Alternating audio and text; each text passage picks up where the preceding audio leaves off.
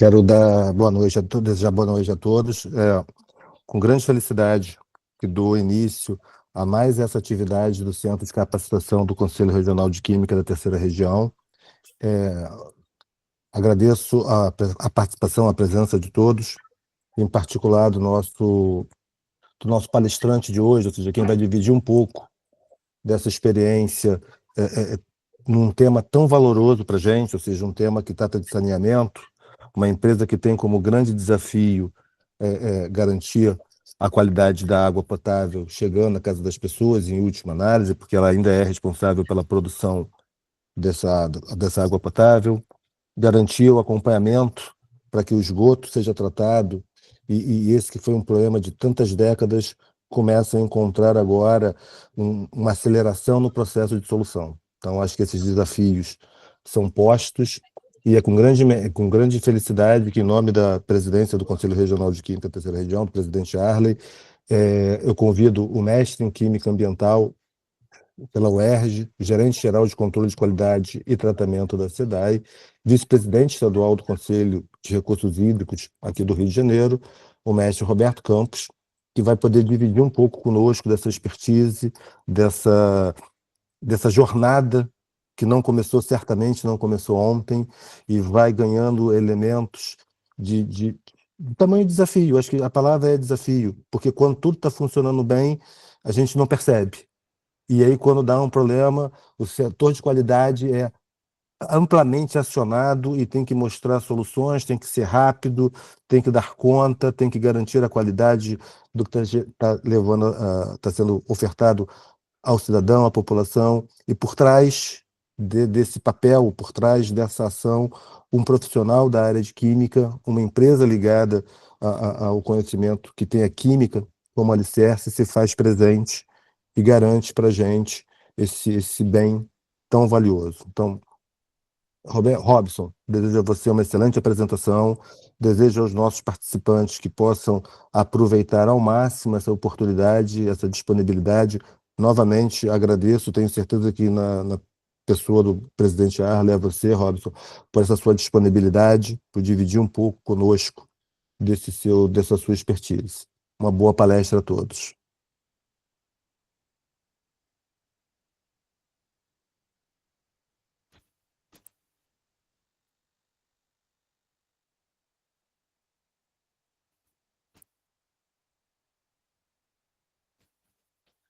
Estão ouvindo? Boa noite. Queria dar boa noite também ao pessoal que está online e falar sobre o certificado, que a gente sempre tem perguntas, né, sobre o certificado. Então, quem fez a inscrição e está assistindo a palestra com o e-mail cadastrado na inscrição, a gente já consegue enviar o certificado posteriormente. Agora, quem entrou e não fez a inscrição, por favor, eu vou deixar no chat um e-mail da comunicação, um e-mail... Desculpa, gente. Um e-mail da comunicação para que vocês possam enviar para a gente um nome e um e-mail que a gente possa fazer contato, tá? Porque se não tiver esse cadastrado, a gente não consegue depois enviar certificado para vocês. E sobre as perguntas, quem tiver perguntas também pode colocar no chat, quem estiver online, que a gente vai repassando aqui ao palestrante. Uma ótima noite para todos. Boa noite a todos.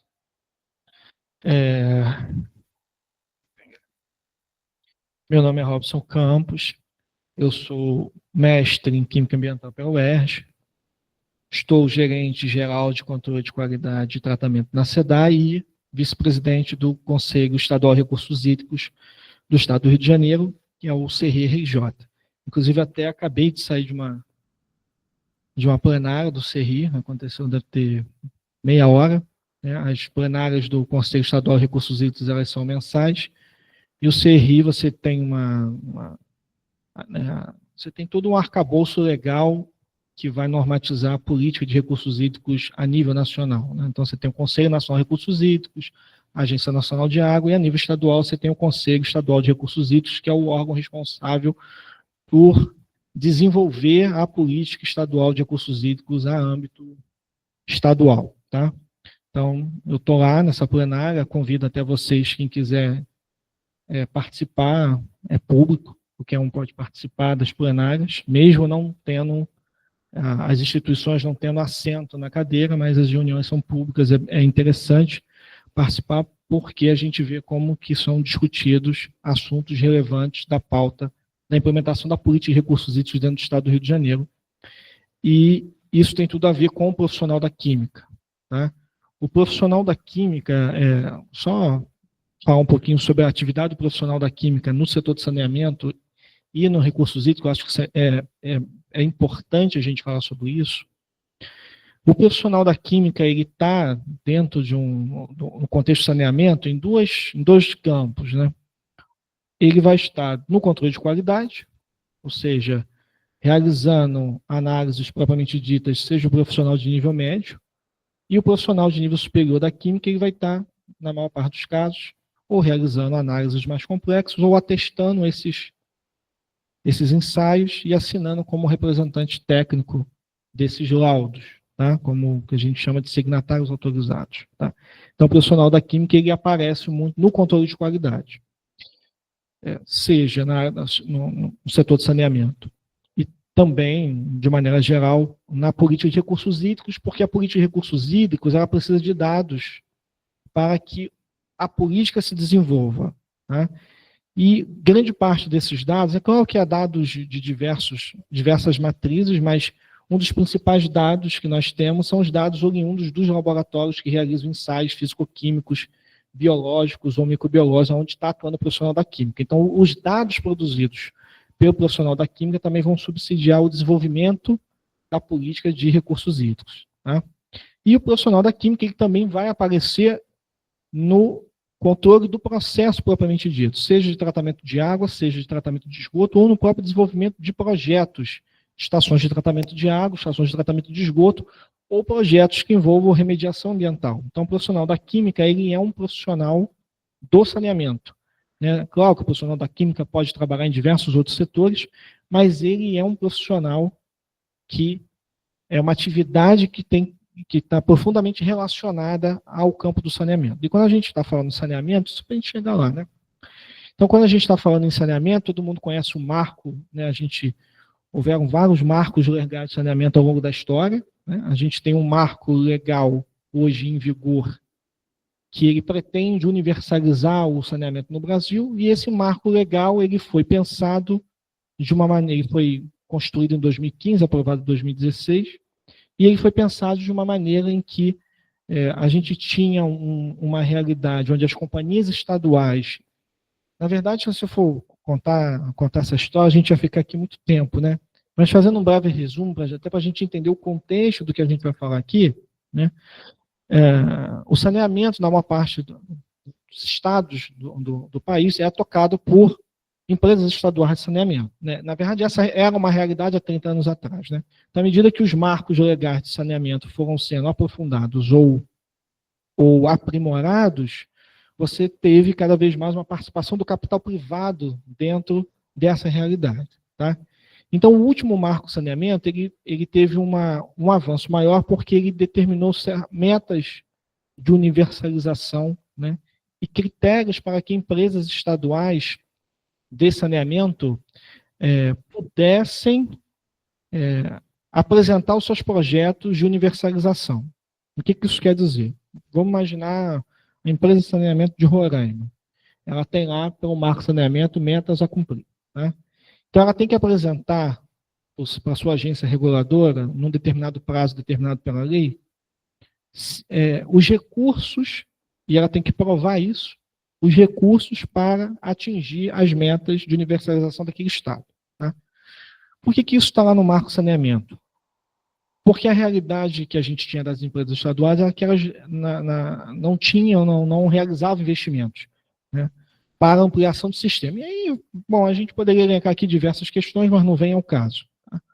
Então, quando o marco de saneamento ele trouxe isso à baila, à tona, né, obrigou os governos estaduais a pensar em novos modelos de expansão do saneamento.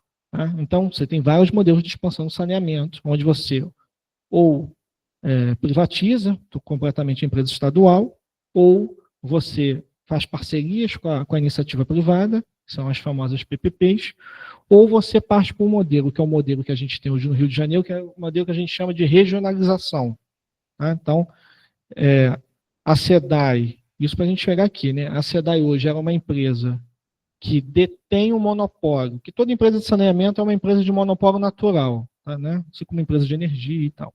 Então, ela detém o monopólio da produção de água na região metropolitana do Rio de Janeiro, tá?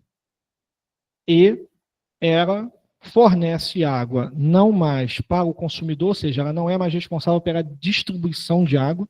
A distribuição de água foi regionalizada em blocos. Tá? Então, dependendo da região onde vocês moram, na cidade do Rio de Janeiro ou no estado do Rio de Janeiro, na região metropolitana, vai ser uma concessionária diferente. Então, o estado do Rio foi dividido em 4 blocos. 2 blocos foram vencidos pelo grupo EGEA, que é Águas do Rio. Um outro grupo foi vencido pelo grupo Iguá e o outro grupo pelo grupo Águas do Brasil, que se consorciou Vila Rio Mais Saneamento. Tá? Então, hoje a SEDAI ela produz água na região metropolitana, nos seus 3 grandes sistemas. Aí eu vou falar aqui sobre um desses sistemas, que é o sistema Guandu. Você tem o sistema Acari, na verdade, 4 sistemas, né? Você tem o sistema Guandu, o sistema Lages, o sistema Acari e o sistema Imunana Laranjal. Esses 4 sistemas somados são responsáveis aí pela produção de em torno de 53 a 55 metros cúbicos de água por segundo. Essa água é vendida para as concessionárias, que vai ser responsável por distribuir essa água à casa do consumidor. Tá. E toda a parte de coleta, tratamento e disposição também foi passado à iniciativa privada. Então, o modelo do Rio é um modelo que combina o ente público, a SEDAI, continuando existindo, mas apenas no monopólio da produção de água, e as concessionárias atuando na distribuição de água, ou seja, na ponta, né, fornecendo água para o cidadão, para o consumidor, e na coleta, tratamento e disposição. Tá? Então, só para a gente entender. Bom, e aí a gente vai chegar no principal ponto da nossa palestra, que é a recuperação ambiental da Lagoa do Guandu. Né?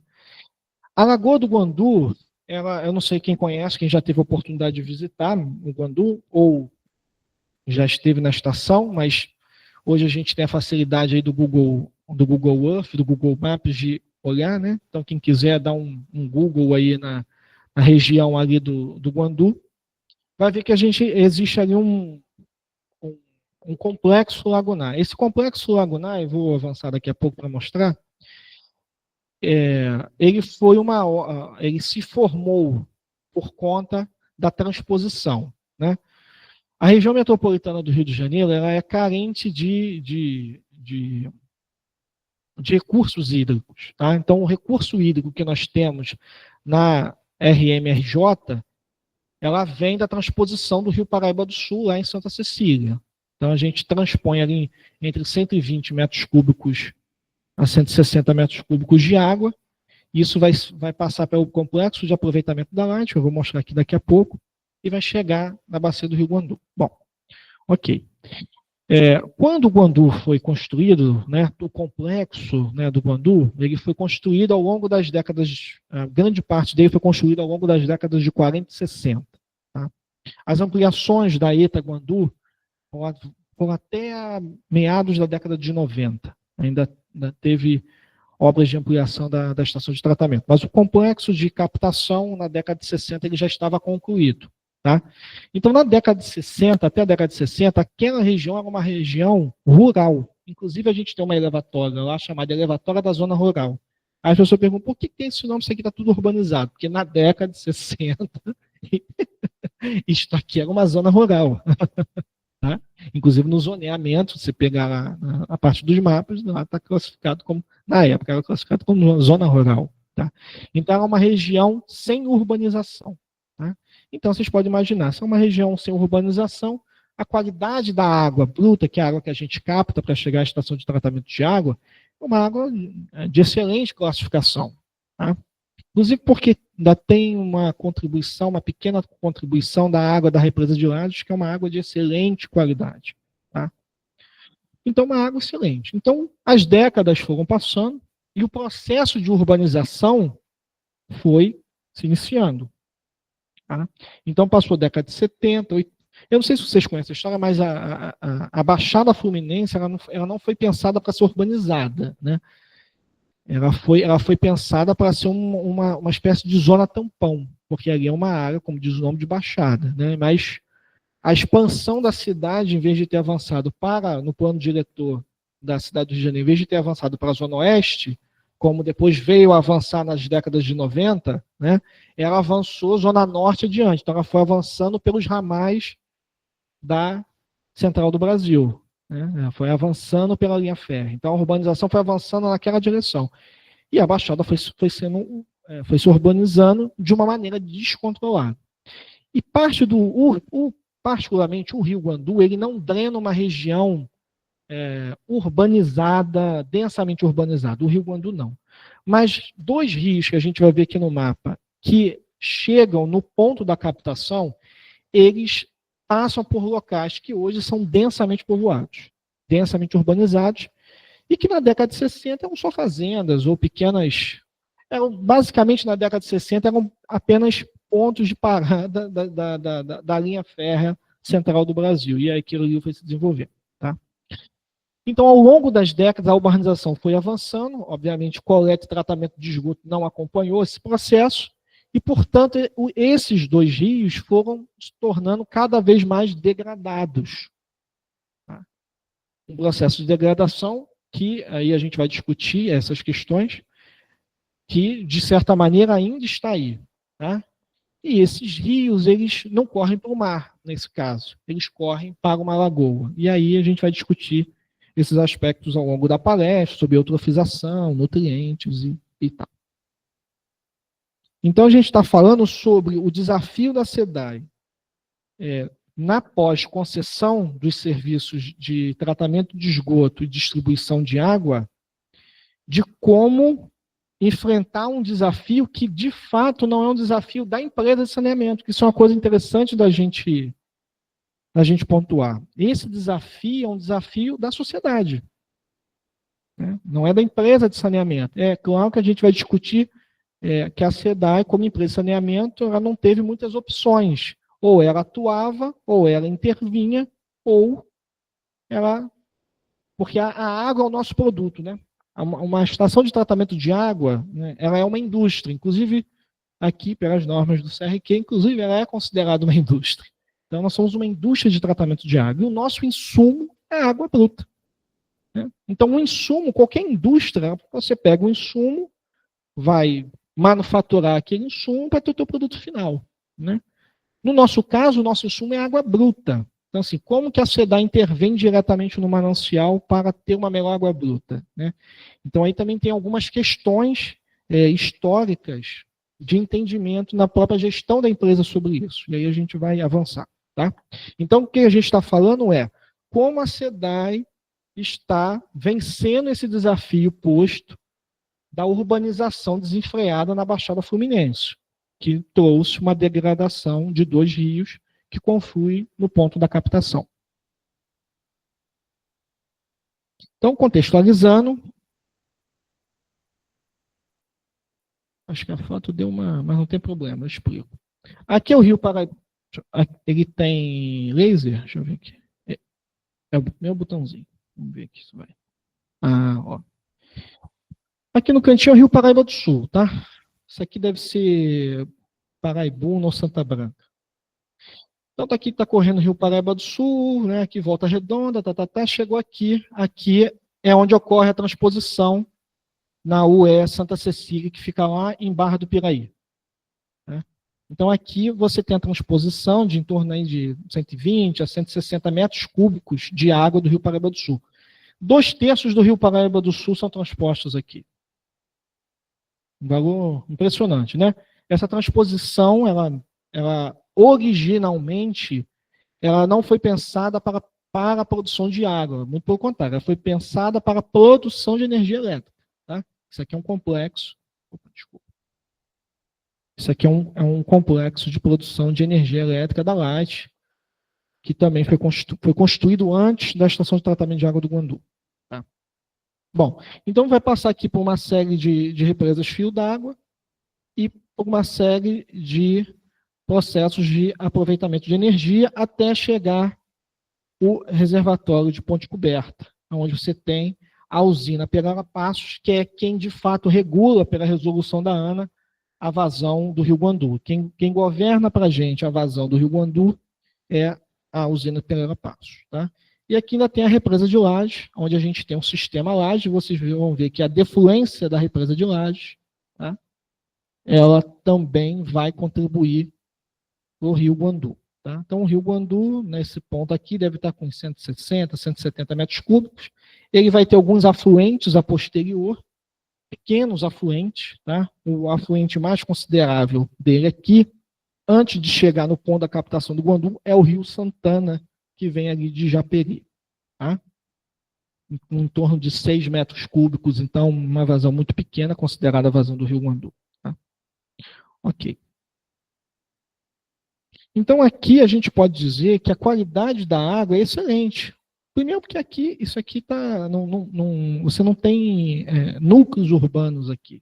Tá? Então, a qualidade da água aqui é excelente. Tá? E aqui já olhando a região hidrográfica do Guandu.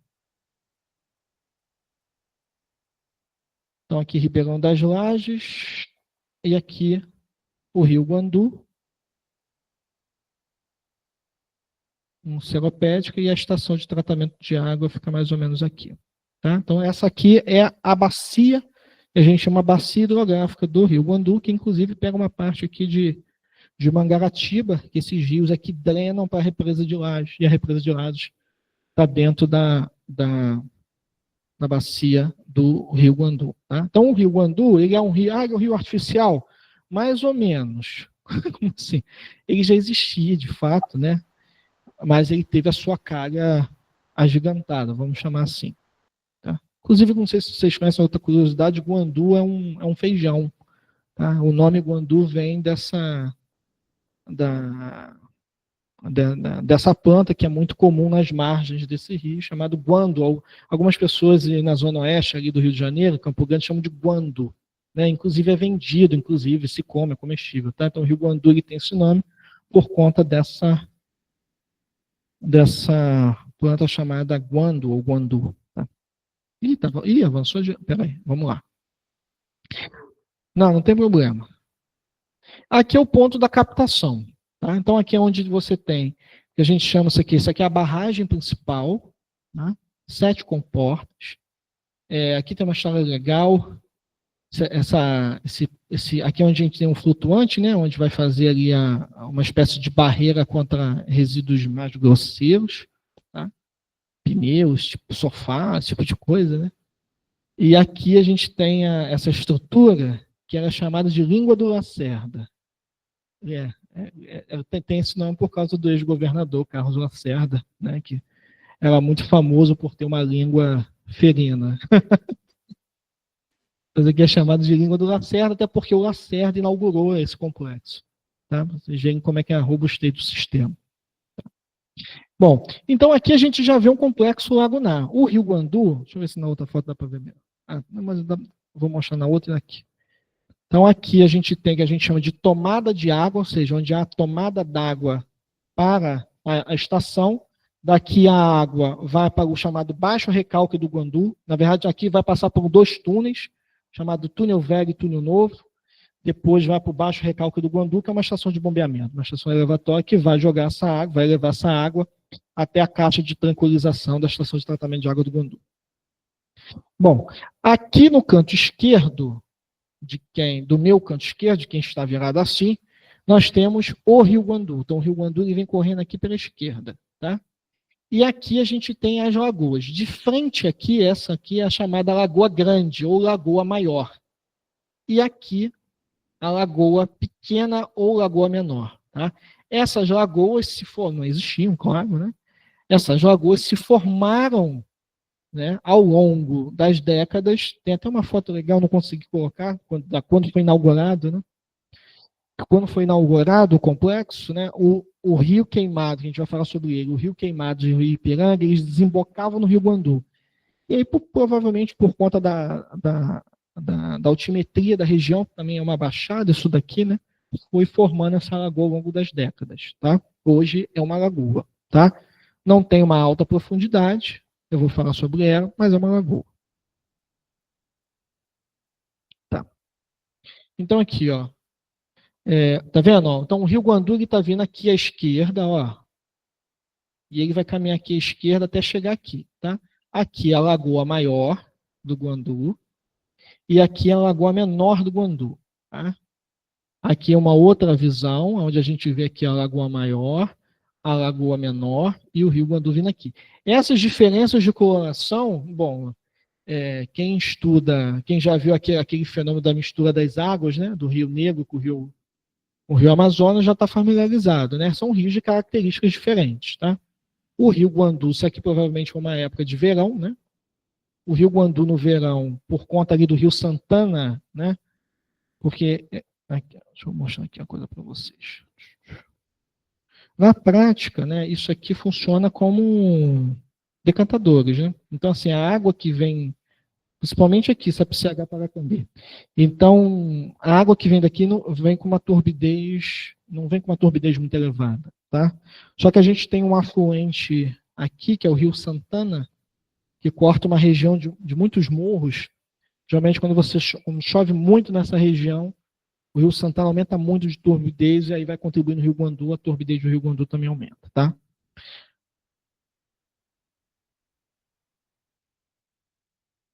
Ok. Então, isso aqui é uma água com muita turbidez, ela tem essa coloração aqui, normal. Isso aqui não tem nenhum problema, tipo de tratamento de água, muito pelo contrário. Águas com turbidez de 30 a 40 são boas águas para fazer o tratamento. Águas com baixa turbidez, por incrível que pareça, não são tão boas para tratar, tá? Por conta do processo de floculação, coagulação, floculação. Tá. Então aqui a gente tem a Lagoa Grande e aqui a Lagoa Pequena. Então qual é o problema? Ah, Rosa, você falou que o Rio Guandu não é problema, então qual é o problema? Então o problema são os rios que vêm desses adensamentos urbanos que foram crescendo sem o devido acompanhamento do Estado, né? E aí quando eu digo Estado, em todas as esferas de Estado, municipal, federal, estadual, né? Então, a população foi crescendo, mas os serviços de coleta e tratamento de esgoto não acompanharam, né? Em muitos locais nem existe ainda, até hoje, tá? Então, esses rios que vêm aqui, tá vendo aqui, ó? Aqui dá para ver. Esse rio aqui é o Rio Queimados, tá? Então, esse rio, ele vai drenar, ele passa pelo centro de Queimados. Tá? Então, na verdade, esses rios, eles são canais de esgoto. Né? Eles vão receber a maior parte da carga de esgoto por onde passa aqueles adensamentos urbanos. Tá?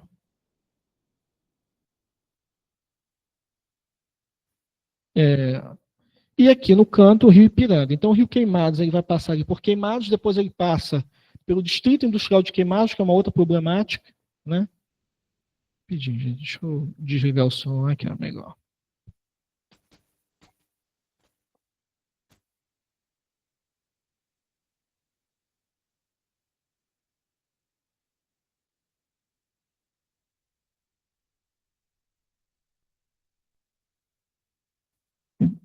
E aqui a gente tem o Rio Ipiranga, que vai drenar uma parte que até 20 anos atrás era uma área bem rural de Nova Iguaçu, tá? Mas que hoje já é uma área bem desenvolvida e bem urbanizada, mas que também não tem saneamento básico ainda. Né? Tem asfalto, tem luz, tem infraestrutura, mas a coleta e tratamento de esgoto não chegou. Então, obviamente, o esgoto tem que ir para algum lugar. Tá? Se a água chega na casa das pessoas, o esgoto tem que ir para algum lugar. E na maior parte das vezes, 100% dos casos, ela vai para os rios. Tá? Bom, então o que acontece? O Rio Guandu tem uma vazão muito, muito elevada. Né? A vazão do Rio Guandu, em períodos de escassez hídrica, como lá em 2014, chegou a 120 metros cúbicos, 110 metros cúbicos. Tá? Então, é uma vazão muito alta. E esses rios têm uma vazão muito menor. Tá? O Rio Queimados, 5 metros cúbicos, o Rio Ipiranga, 2,5 metros cúbicos. Então, qualquer químico sabe fazer o cálculo, né? Então, eles, apesar de serem rios degradados, não contribuem tanto em termos de teor de matéria orgânica se a gente pensar no próprio Rio Guandu. Tá? Então, qual é o problema que eles causam, de fato? Tá? O problema que eles causam é que, ao longo das décadas, eles formaram uma lagoa. Tá? E quando forma uma lagoa, a gente está falando de rios que vão trazer um aporte de nutrientes elevado, nitrogênio e fósforo. Combinado com o caráter lêntico dessas lagoas e incidência solar, você tem aí a receita perfeita para o processo de eutrofização e, portanto, de floração de cianobactérias. Tá? Então, isso aqui sempre foi uma bomba relógio. Isso aqui sempre foi uma bomba relógio. Eu vou até falar sobre isso. Então, olha só, ó. Eu vou falar porque eu sei essa história toda de cabeça, mas está aí no slide, né? Desde a década de 90, você tem sucessivos estudos de universidades e até mesmo internos que já apontavam que a Lagoa do Guandu era um potencial problema. Por quê? Por tudo isso que eu já falei. E que precisava de uma atuação do Estado para que aquilo não virasse um problema. Né? A escolha óbvia de todos nós é sempre levar a coleta, o tratamento de esgoto, porque é isso que, no fim das contas, vai resolver. Tá? A gente sabe que isso em teoria é legal, mas a gente sabe que nem sempre funciona, porque nem todo mundo, isso não é o caso aí, mas quando você instala uma rede de esgoto e leva para uma estação de tratamento de esgoto, e quem é da área sabe disso muito bem, as pessoas, em geral, não se ligam à rede coletora. Tá? Inclusive porque, quer ver um exemplo? Vocês vão entender isso fácil. Se vocês forem pegar o índice de cobertura de esgoto da cidade de São Paulo, ela é universalizado, o saneamento de São Paulo. Entretanto, todo mundo chega lá e vê o Rio Pinheiros e o Rio Tietê. Então, aí você pergunta, mas como que pode? É simples. Tem muita gente que não está ligada à rede de esgoto. E a gente está falando da maior metrópole do país. Então, assim, esse é um problema que é um problema que vem depois, né? Depois você instala as redes de esgoto, né? É como fazer com que todo mundo se ligue à rede de esgoto. Inclusive, esse foi um problema que a SEDAI enfrentou na Barra. Quem conhece essa questão, né? Quando houve o desenvolvimento da Barra, foi desenfreado, né? Década de 90 e primeira década de 2000. O emissário submarino da Barra, ele é inaugurado meados dos anos 2000. Então, a Barra já tinha se desenvolvido. Né? E a Barra tinha aquela questão dos condomínios terem suas estações de tratamento. Não sei se vocês lembram disso. Então, quando a SEDAI levou as redes coletoras de esgoto, os condomínios não queriam entrar. Primeiro porque tinham que pagar. Ninguém quer pagar. Né? Então, assim, e inclusive esse é um problema que é igual hoje, que a concessionária enfrenta. Como obrigar os condomínios a se ligar à rede. Tá? Então, assim, esse já é um outro segundo problema. Tá? Que é a chamada, você tem rede, tem tratamento de esgoto, mas a poluição continua caindo nos rios. Tá? Então, esse também é um outro problema. Tá? Então, assim, desde a década de 90, isso já era apontado. Tá? E todo mundo sabe que a titularidade, isso é uma outra questão que eu acho que é um modelo de concessão do Rio até resolveu bem, né? Porque a titularidade constitucional da concessão do esgoto, né, ou da concessão de serviços de saneamento, ela é do município. Tá? Então, por exemplo, tinha município da Baixada Fluminense, eu não vou falar aqui, que não tinha contrato com empresa nenhuma. Não tinha. E o município também não ia ter recurso para fazer investimentos maciços. Como é que ia fazer? Então, assim, o modelo de concessão do Rio tentou resolver isso ao regionalizar e juntar os municípios. Né, todos eles tiveram que fazer um acordo de cooperação com o IRM, Instituto Rio Metrópole, né, que representa a região metropolitana, para se consorciar. Então, o modelo de concessão acabou resolvendo isso. Só que isso, por exemplo, ainda é uma realidade em municípios que não aderiram ao modelo de concessão, esse modelo de concessão. Eles estão lá com o serviço municipal. Como é que o município faz frente aos investimentos? Porque saneamento custa, né? E são investimentos maciços e que muitas vezes não rendem capital eleitoral, né? Então, assim, é preciso muito investimento dentro do saneamento e o retorno não é imediato. O retorno você vai ver, no mínimo, em 4 a 5 anos. Você começa a ver retorno, como a gente começa a ver agora na Lagoa do Guandu. Tá? Isso se a gente continuar no avanço dos investimentos. Tá? Por exemplo, Lagoa de Araruama, 20 anos depois, agora que a gente começa a ver melhora. Né? Então, assim, são processos demorados e que requerem investimentos contínuos. Tá? E, às vezes, a sociedade não está pronta também para entender isso. Né?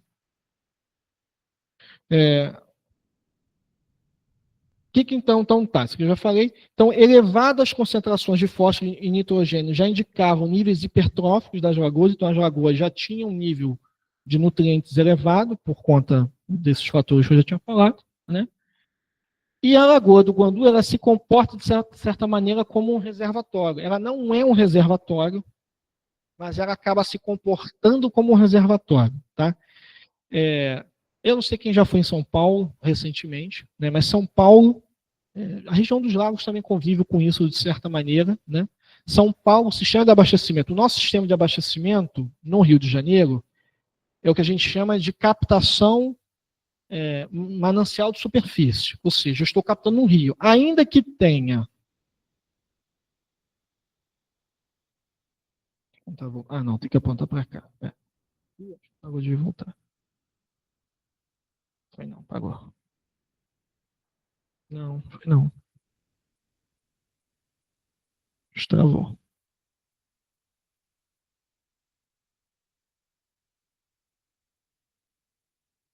Não, conseguiu passar aí?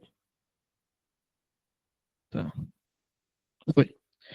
Então, ainda que você tenha a formação dessa lagoa, essa lagoa, em termos volumétricos em relação ao Rio Guandu, é muito pequena. Tá? Então, a gente capta, porque tem captações em lagos. Né? Então, a nossa captação é majoritariamente em rio. É classificado majoritariamente em rio.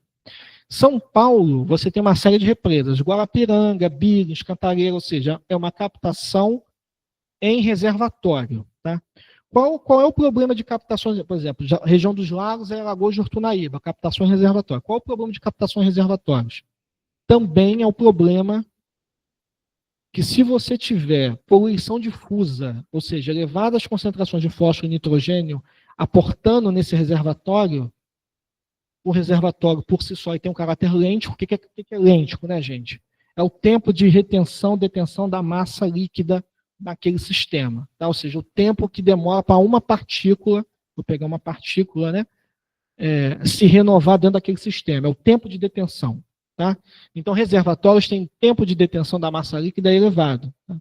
Então, quando você tem nutrientes, tempo de retenção elevado e iluminação solar por um grande período, você vai ter eutrofização, você vai ter floração de cianobactérias. Então, São Paulo sofre cronicamente com isso há décadas também. Tá? Há décadas. Se vocês forem hoje na cidade de São Paulo provar a água, vocês vão ver que a água está com gosto. E já está assim há meses. Entendeu? Só quem for para São Paulo, é porque o pessoal que está aí na FENASAN pega a água para você ver como é que está o gosto de São Paulo. Está horrível o gosto da água, mas região dos lagos ficou também um tempo assim. Campos sofreu com esse problema tem pouco tempo, Londrina, Taubaté, e vai embora. Esse é um problema mundial, né? A gente teve problema também no início do ano lá na Flórida. Então, esse é um problema mundial. Então, quando você tem captação em reservatório, você tende a ter esse tipo de problema. Tá?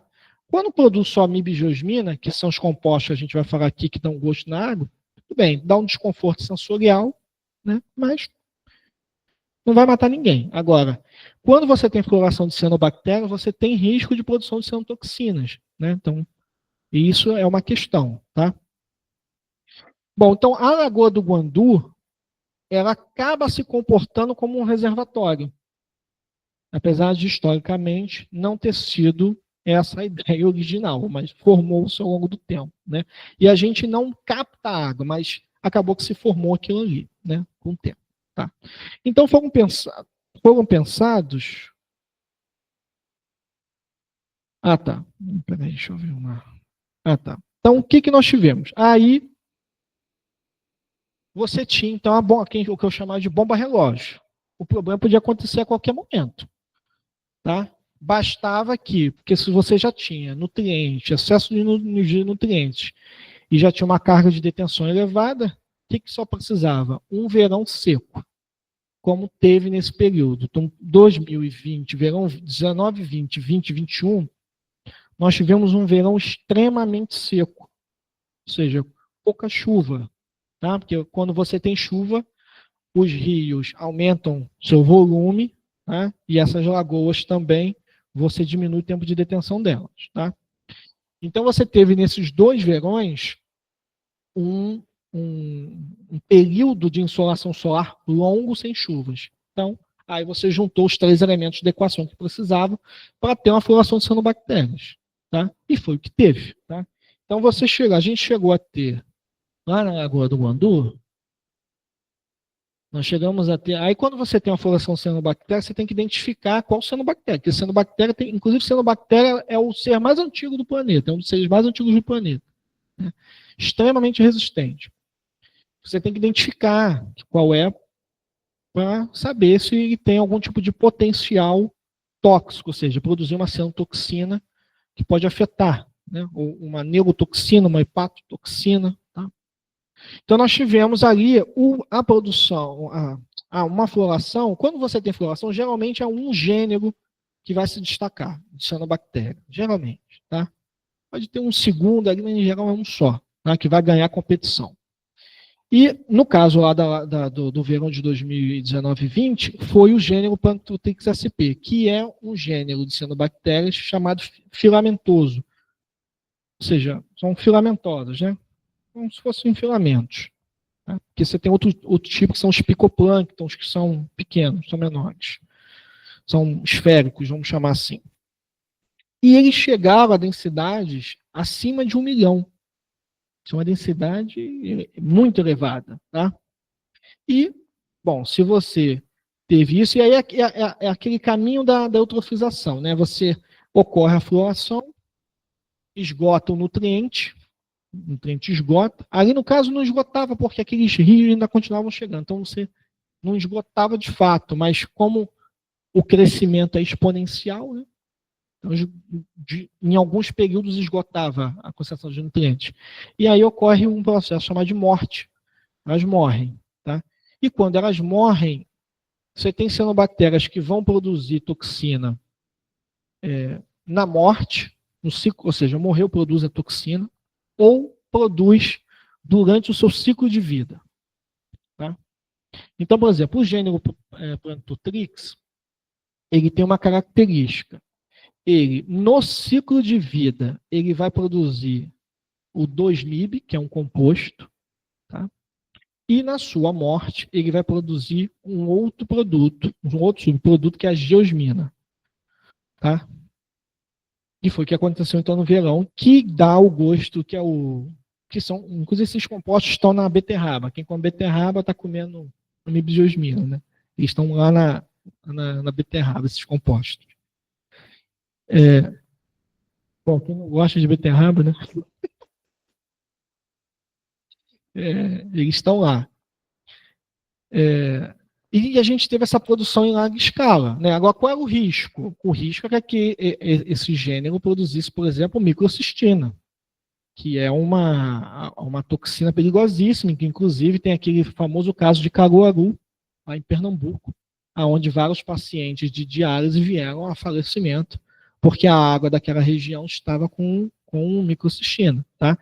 Então, toda vez que você tem uma floração de cianobactérias, é um indicativo que aquele manancial está no processo de degradação, porque um manancial sadio não produz floração, não haverá uma produção de uma floração de cianobactérias. E a segunda questão é o problema de você poder vir a ter, dependendo do gênero de cianobactérias, produção são toxinas. Quando a gente fala aqui gênero, né, essa questão é um pouco mais complexa. Né? Você tem espécies, e cada espécie tem um gênero, tem um gene para a produção de uma determinada toxina. Tá?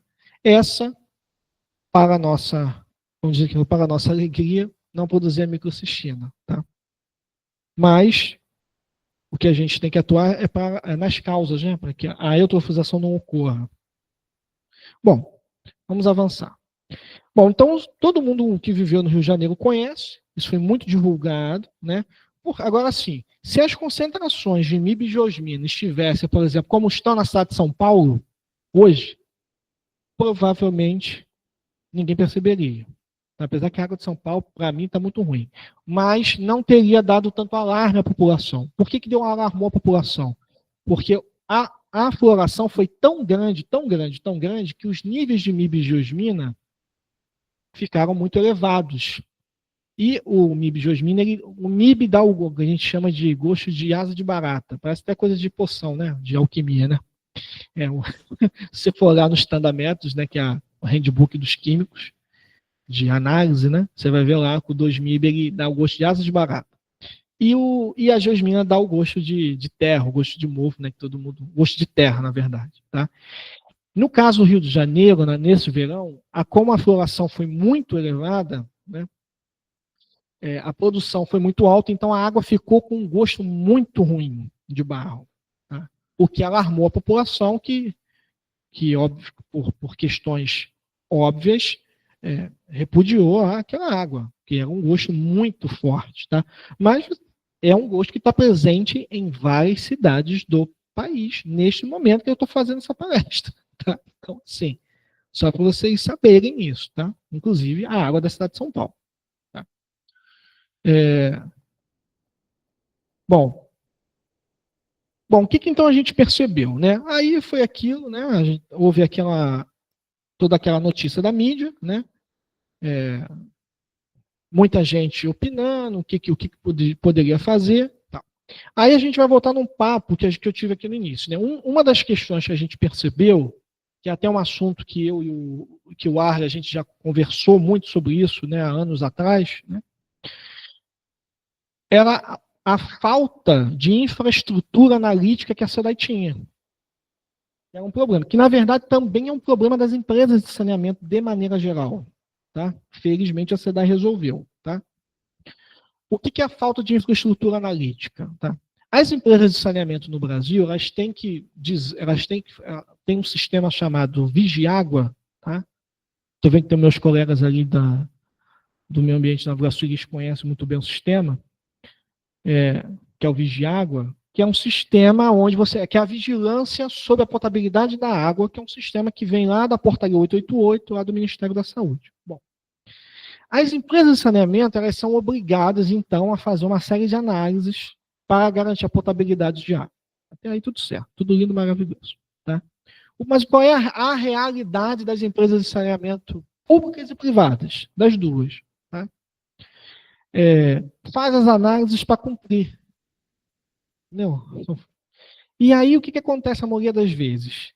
As empresas de saneamento não investem em infraestrutura analítica e terceirizam para laboratórios que são prestadores de serviço. Tudo bem, parte do jogo, né? Faz parte do jogo, né? Tá lá, não é ilegal, é legal, tudo certo. Só que, quando você faz isso, as empresas públicas ou privadas deixam de saber de fato o que está acontecendo, né? Porque você entra numa fila. Não é você que está fazendo, não é você químico dentro do seu laboratório da sua empresa que está fazendo. Não, você está mandando para um prestador de serviço que às vezes não está nem na sua região, às vezes está, por exemplo, se é uma Bahia, se é Minas, está quase na fronteira do outro estado, né? E quando aquele dado vem, a coisa já aconteceu. Tá? E isso foi uma questão que a gente viu no caso da SEDAI. Né? É uma questão que a gente viu. A gente não tinha infraestrutura analítica para dar conta de certos analitos. Tá? Porque uma coisa é fazer pH, turbidez, cloro residual, isso é ok. Tá? Isso aí, né, a gente aqui com R$5.000 vai, compra no Mercado Livre e faz essas análises. É barato, são análises baratas. Tá? Agora, analitos complexos, Análise de cianobactérias, né, requer equipamento analítico caro, robusto, treinamento e uma série de outras coisas. Então, a SEDAI não tinha. Então, esse já era um problema. Então, o que a gente viu? Problemas. Ausência de infraestrutura de qualidade adequada. Aí, os químicos, né? Os químicos tem os biólogos também, né? Não vamos fazer aqui só apologia dos químicos, os biólogos também contribuem muito, mas essa é a área dos químicos, né? Então, você tinha uma ausência de infraestrutura da qualidade adequada e uma ausência de planejamento para a qualidade. Então, isso a gente identificou lá em 2000, né? Uma das causas, né? Uma das causas, né? Por quê? Se uma empresa de saneamento ela não tem uma infraestrutura analítica adequada, ela não sabe o que está acontecendo. Ela fica sabendo pela população, que é o que acontece na maior parte das vezes no Brasil. As empresas de saneamento não têm infraestrutura analítica, então elas ficam sabendo quando a população reclama. Se a população não reclamou, está tudo certo. É assim que funciona. Tá? No Brasil inteiro e em algumas partes do mundo é assim que funciona. Tá? Então isso é uma deficiência. Tá? Bom, então aí, no caso da SEDAI, a gente viu que esse era um problema e que se a gente não investisse, o problema ia se repetir. Tá, então, 2022, a gente reestruturou o setor de qualidade do Guandu. Tá? Como eu falei, a SEDAI tem 4 grandes sistemas. Né? Então, o do Guandu, que era o mais crítico, foi reestruturado em 2022. Tá? Então, foi reequipado o laboratório, a gente certificou o laboratório no Inmetro e fomos avançando. Então, essa é uma das pernas de resolver o problema. Tá? E aí, em 2023, 2022, a gente já não teve crise de osmina, né? Que a gente atuou, já estava atuando. Né? Em 2023, a gente inaugurou o novo controle de qualidade do Guandu. Tá? Eu não sei se os colegas de Nova Iguaçu já conhecem, que eu já estive lá. Vocês conhecem, né? Hoje é um orgulho nosso da SEDAI. É o único laboratório das empresas de saneamento do estado do Rio de Janeiro certificado no Inmetro. Tá? E a gente vai ver que é um dos poucos no Brasil com um escopo tão grande quanto tem hoje. Então, hoje, o laboratório do Guandu é um laboratório de referência nacional, em termos de quantidade. Tem 2 perguntas. Em termos de quantidade de analitos que ensaia certificados ao Inmetro, que é uma outra questão. Né? Quando você faz um ensaio, nada contra, né? Mas assim, se você não tiver uma certificação, fica muito difícil de você lidar, por exemplo, com órgãos reguladores, ou, por exemplo, como provar que o seu resultado está correto. Tá? Então, não bastava, por exemplo, a SEDAI investir em infraestrutura analítica. Tinha que investir em infraestrutura analítica e tinha que certificar essa infraestrutura analítica. Tá? Então, hoje a gente tem isso. Tem 2 perguntas? Tá.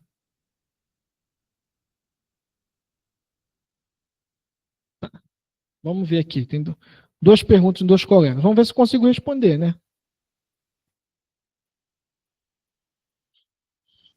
Plano de contingência para evitar ou combater a produção de toxinas. Ótimo. Deixa eu ver as outras, porque aí a gente, né, com esses problemas climáticos que estão causando paz no mundo, pode haver possibilidade, novamente, de haver problema de contaminação de água por geometria. Ótimas perguntas. Vamos lá. Cianotoxina, plano de contingência. O Guandu ele tem hoje um plano de segurança da água. Tá? Então, isso está dentro do plano de segurança da água.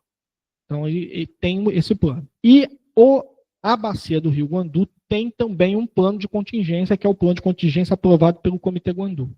Tá?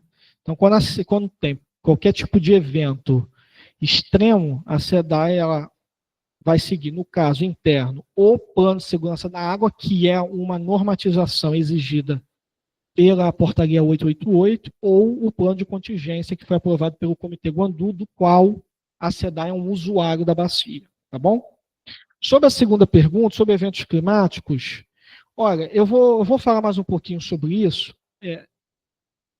O que a gente tem hoje investido em tecnologia analítica e intervenção do manancial nos permite afirmar que o risco é muito pequeno.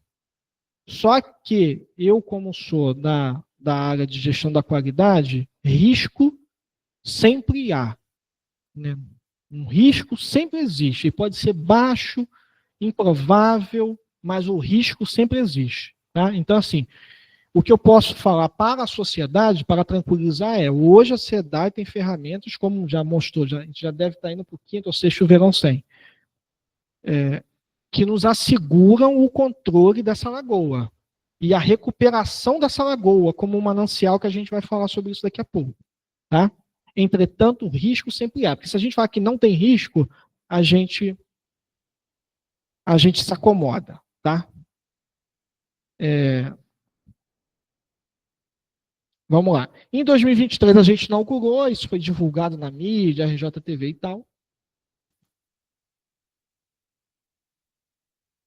Aí a certificação foi em 2023. Em 2024 a gente ampliou a certificação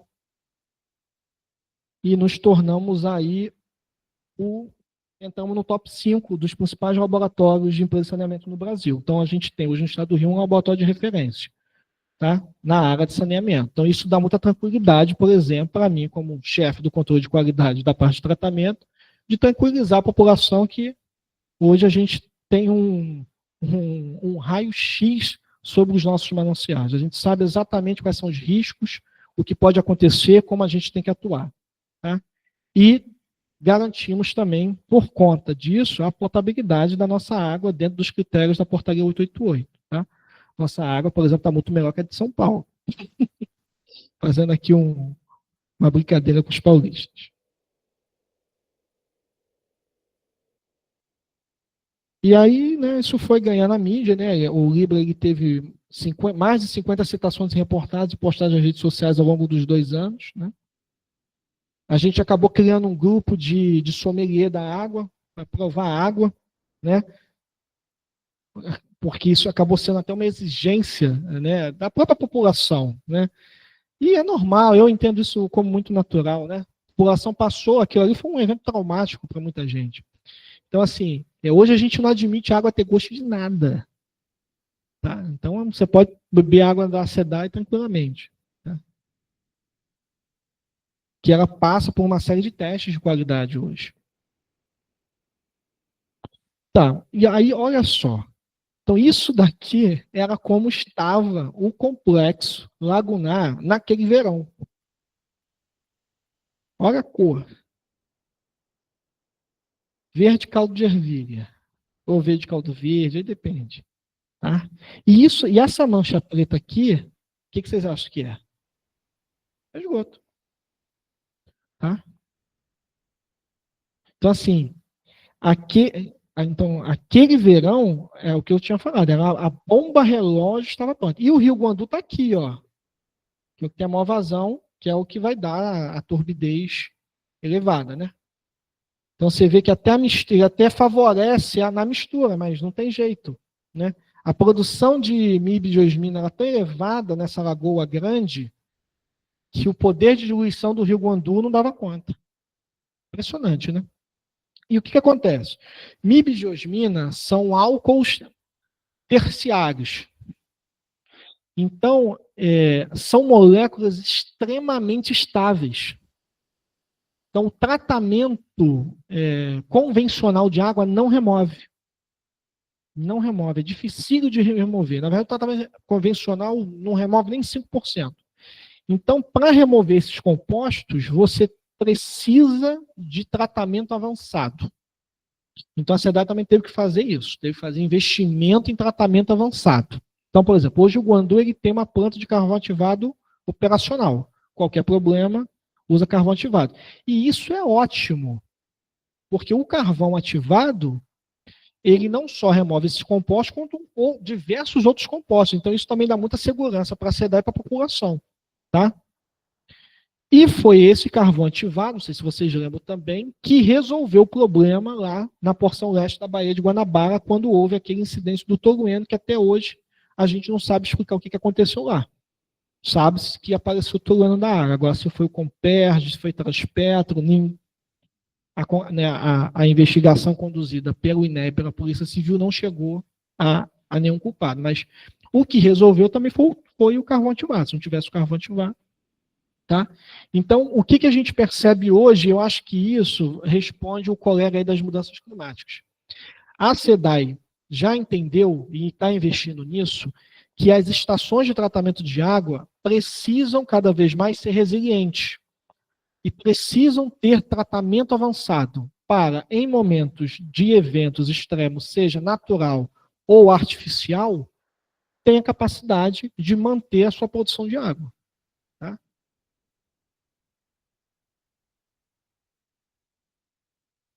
Tá, aí o que foi feito para resolver o problema da lagoa? Tá? Bom, o que tinha que fazer? A gente já disse aqui. Tem que levar o saneamento para Nova Iguaçu, Queimado, Japeri, mas quantos anos vai levar? Que a meta da universalização é 2033, a gente vai ficar esperando até 2033. Então, assim, a gente precisava de soluções que fossem paliativas, mas que resolvessem o problema. Porque a gente não podia mais ficar convivendo com aquilo, nem a gente, nem a sociedade. Né? Não tinha cabimento mais. Tá?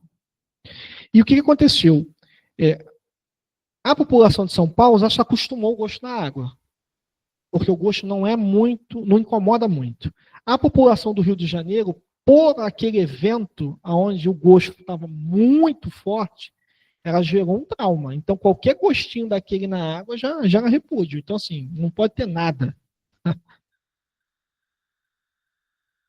Então, o que foi feito? Quebrar o estado lêntico da lagoa.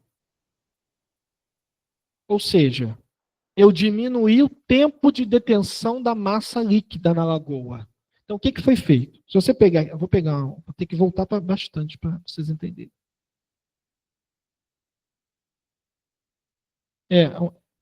Tá bom. Deixa eu avançar aqui. Peraí. Aqui, ó. Aqui dá para ver bem. Então, o que a gente fez? Aqui está o Rio Guandu, né? Com seus 130, 140 metros cúbicos. Nós fizemos aqui o que a gente chama de bombeamento, que não dá para caracterizar como transposição. É uma transposição também, pequena, mas seria, né? Então, aqui a gente tira 3 metros cúbicos do Rio Guandu e joga para o final dessa lagoa. Ao fazer isso, a gente quebra o estado lêntico dessa lagoa. Você começa a ter um ambiente mais lótico.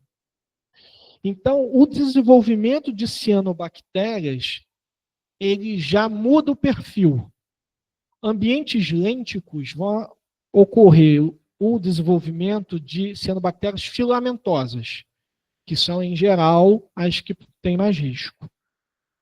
Quando você tem um ambiente lótico, mas com nutrientes, também vai ter desenvolvimento de cianobactérias, vai ter.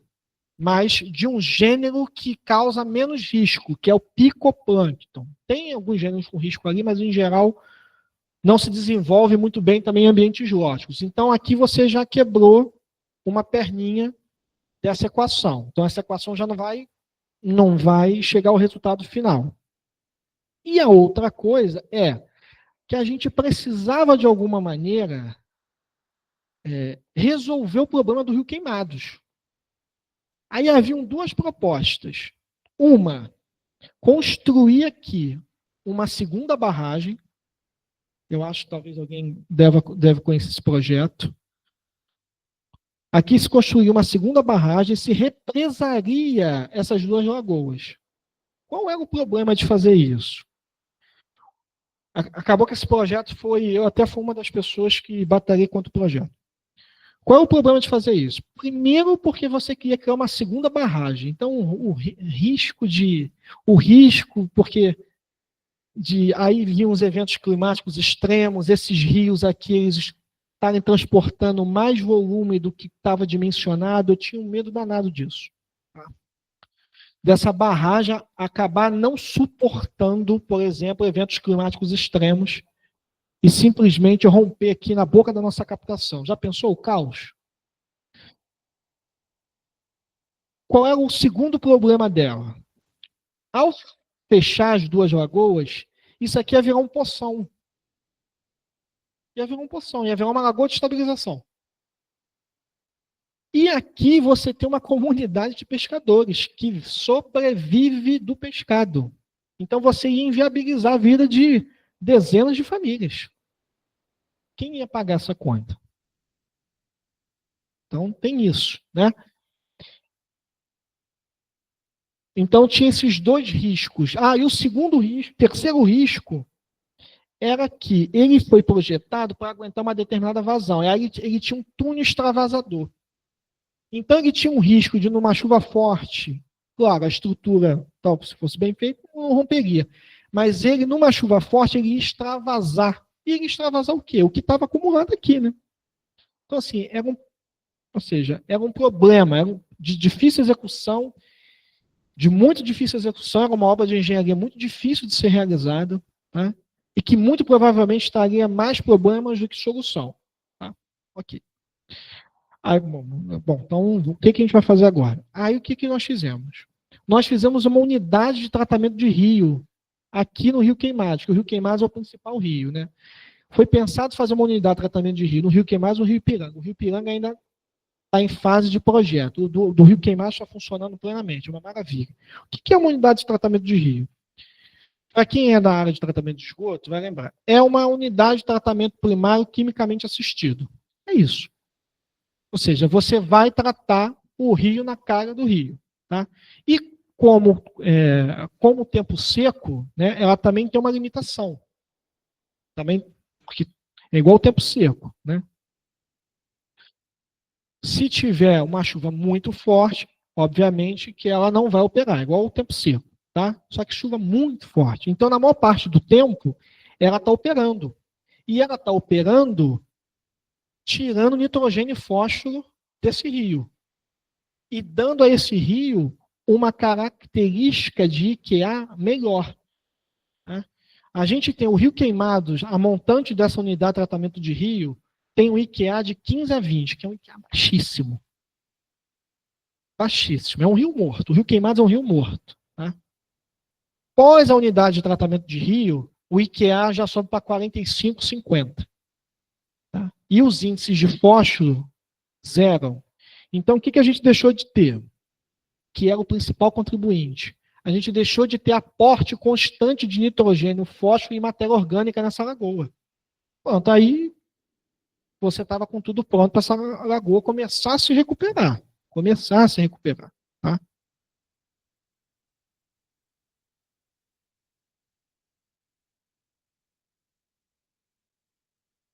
Então a gente fez o bombeamento e depois a unidade de tratamento de rio do Rio Queimados. Tem agora do Rio Piranga, vamos ver se... Por isso eu falei, são investimentos, né? Vamos ver se sai, porque aí a gente fica bem. Aí a gente fica esperando o avanço do saneamento na região, que vai levar muito tempo também. Tá? E não é garantido, eu sempre falo isso, não é garantido. Por quê? Historicamente, quando você tem uma cidade já urbanizada e você entra muito depois com saneamento, o índice de coleta é baixo porque demora para as pessoas se ligarem na rede coletora. Tá? Então, não vai bastar a empresa de saneamento falar assim, olha, o cano está passando aqui e eu vou contabilizar essas casas todas aqui como já tivesse acesso. Elas têm acesso, mas elas se ligarem são outros 500. Tá? Então, assim, não tem como esperar, né? É um processo demorado. E é mesmo. Bom, essas foram as outras medidas que eu já falei da parte do controle de qualidade. E aí vamos os dados, né? A gente não pode falar isso tudo sem mostrar os dados. Bom, isso daqui são os dados sobre a densidade de cianobactérias na Lagoa Grande. Então, aqui está 2019 e aqui setembro de 2024. Então, olha os dados. Então, aqui em azul, cianobactérias, todos os gêneros. E aqui em laranja, só Planetotrix. Então, olha só, verão 2019, 2020. Olha a quantidade. Depois, 21, 22, a gente ainda teve um aumento, apareceu, não chegou em níveis muito alarmantes, ainda no nível controlado, e depois já sem aparecer. Tá? Por quê? Por conta dessas medidas que eu falei aí atrás. Tá? Aqui é a mesma coisa, só que numa outra forma de gráfica, que também consegue ver bem. Então, os níveis de cianobactéria extremamente baixos. Tá? Então, aquela lagoa verde, eu vou te mostrar como é que está essa lagoa agora, como é que é impressionante. Aqui é na Lagoa Pequena, também mostrando a redução da Plantotrix, tá? Que é o principal gênero. Tá? Os níveis de cianobactérias também baixaram, tá? Estão aqui na casa de 50 mil, que é na Lagoa Pequena, uma lagoa de aporte menor, tá? Mas também já bem menores do que nos anos anteriores, mostrando também a recuperação. Na Lagoa Grande, a recuperação é mais evidente. Tá? Por que na Lagoa Pequena ainda não está nesse nível? Eu falo por quê? Porque a UTR do Rio Ipiranga ainda não avançou. Quando ficar pronto, aí pronto, a gente tem os 2 dias com esse tratamento, que é um tratamento já paliativo, mas resolve o nosso problema. Aqui é na captação. Isso aqui é muito legal. Ó. Como eu falei, o comportamento das cianobactérias é sazonal. Então, ele aumenta naturalmente no verão e diminui no inverno. Então, aqui, desde 2019, ó, verão, inverno, verão, inverno, verão, inverno, verão, inverno, verão, inverno. Nesse ano, esse nível aqui é baixo, quer dizer, pela portaria tem que estar, o ideal que esteja sempre abaixo de 21. E você tem os gêneros de risco, né? Será que nesse verão vai aumentar? Certamente, porque isso é uma característica. Aí essa parte é uma característica natural. Tá? Todo corpo hídrico sempre vai ter cianobactérias. A questão é a quantidade, quais são os gêneros que vão ter. Tá? Então, certamente, nesse verão, vai aumentar também aqui. Mas os gêneros de risco a gente já não vê ocorrendo mais. Tá? Então, também reduzido. E aqui, esse gráfico também eu gosto de mostrar, que é o nível de coliformes, que é o nível de E. coli. O nível de E. coli hoje na Lagoa Grande, ele é menor que 100. Ou seja, ele é um índice de vulnerabilidade. A Lagoa Grande do Guandu hoje ela tem um índice de vulnerabilidade. É algo impressionante isso, porque a gente chegou aqui, no auge da crise, a 2 milhões e 500 de nível de coliformes. Depois diminuiu, ainda num patamar elevado, e hoje praticamente próximo do limite de quantificação. Aparece, o que é até normal, né? O índice de vulnerabilidade, para quem não sabe, tem que estar abaixo de 1000, tá? Em 4 coletas. Aqui os níveis de MIB de osmina na Lagoa Grande, no momento da crise, olha, chegou a casa de ppb, concentrações altíssimas, e depois já não tendo mais nenhuma produção, não tendo presença. Se você não tem a cianobactéria que produz, não vai ter MIB de osmina. E aqui as concentrações de fósforo, ó, as concentrações elevadas de fósforo, depois é a mesma coisa aqui na Lagoa Pequena. Então, se você não tem nutriente, você não tem um ingrediente para a floração de cianobactérias. Vê se você consegue. Vê se consegue. Então, isso daqui é na Lagoa. Isso aqui é na Lagoa do Guandu, tá? O nível de transparência da água. Consegue dar um clique nesse vídeo? Isso aqui é um vídeo. Isso aqui é na Lagoa do Guandu. Fauna, a água. Então, assim, a vida voltou. Você hoje tem vida. Não tinha vida. A Lagoa do Guandu era uma lagoa morta. Hoje você tem fauna. Olha que maravilha. Olha isso. Isso aqui é na Lagoa do Guandu, tá? Isso aí fui eu que filmei. Olha o nível de transparência da água. Tem 3 perguntas? Tá, 3 perguntas. Vamos ver o que eu consigo responder. Vamos lá. Jaciara.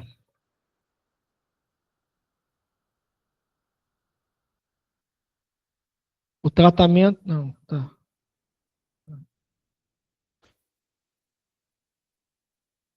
Tanto de tratamento terciário. Peraí, não entendi.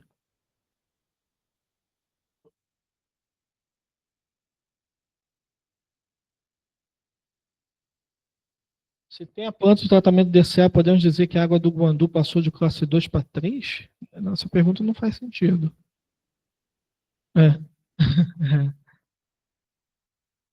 Vamos ver a outra. Sobre a construção de barreiras tipo basculante ajusante do rio, mais poluente antes de chegar à bacia do Guandu. Então, essas barreiras, elas têm função? Têm função, tá? Mas, assim, elas não vão, por exemplo, impedir que, por exemplo, uma indústria jogue um tolueno e o tolueno... Então, assim, é óbvio que esse tipo de barreira tem função, mas, assim, eles não vão resolver o problema, tá? Tratamento de água do mar, tratamento de água do mar, quem está investindo é o Ceará, né? Sobre dessalinização é feito por osmose reversa. O Ceará que está investindo nisso. Tá, então a gente voltou a ter vida na Lagoa do Guandu. Pode. Ah, pode. Tá. Não, já foi. Okay, um vídeo de novo. Então, olha só. Isso aqui essas fotos eu tirei em agosto. Tá? Aqui, ó. Então você vê que é um ecossistema que está em processo de recuperação. Tá? E essa região aqui, meus colegas de Nova Iguaçu não vão me deixar mentir, é uma região com turismo, inclusive turismo ecológico. Tá? Todo fim de semana aqui saem os pedalinhos para conhecer aqui a região. Você tem aqui uma série de restaurantes e bares, agora movimentados, e agora a atividade pesqueira, que voltou. Então, se você for lá conversar com qualquer pescador, eles vão falar o seguinte, você sabe como é que é pescador, né? Eles vão falar o seguinte, melhorou, mas pode melhorar mais. Eles já percebem na qualidade do pescado e na diversidade do pescado.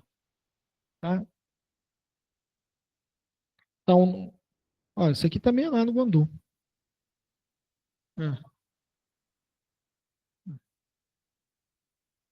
Pantanal Iguaçuano, tá? Hoje é um dos maiores investimentos da SEDAI está nessa região, para a recuperação dessa região. Tá? Isso aqui é na Lagoa do Guandu.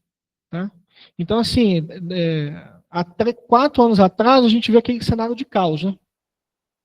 Agora, a SEDAI também interviu direto no manancial por várias questões. Primeiro porque, como empresa, ela percebeu, a sua gestão percebeu que não tinha mais como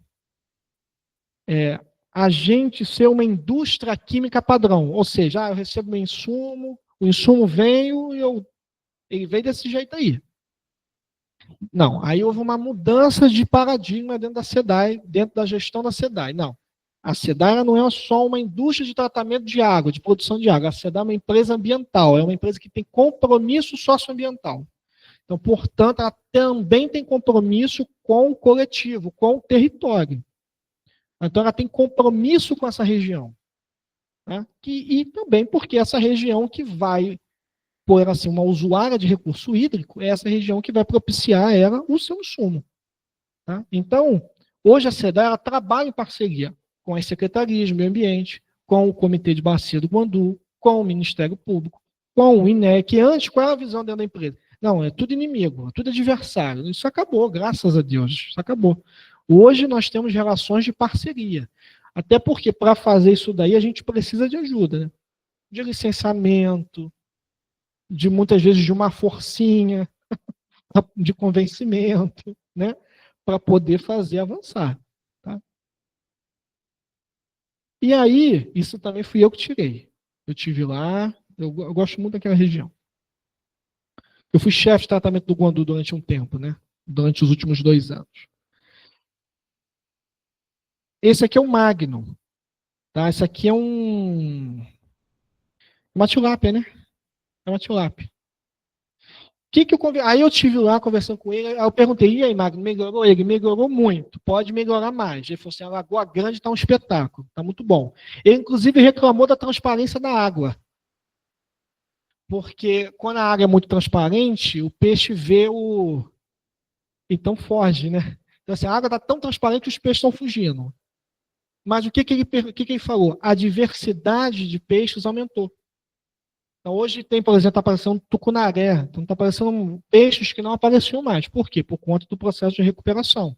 Agora, é claro que esse é um processo que está em construção.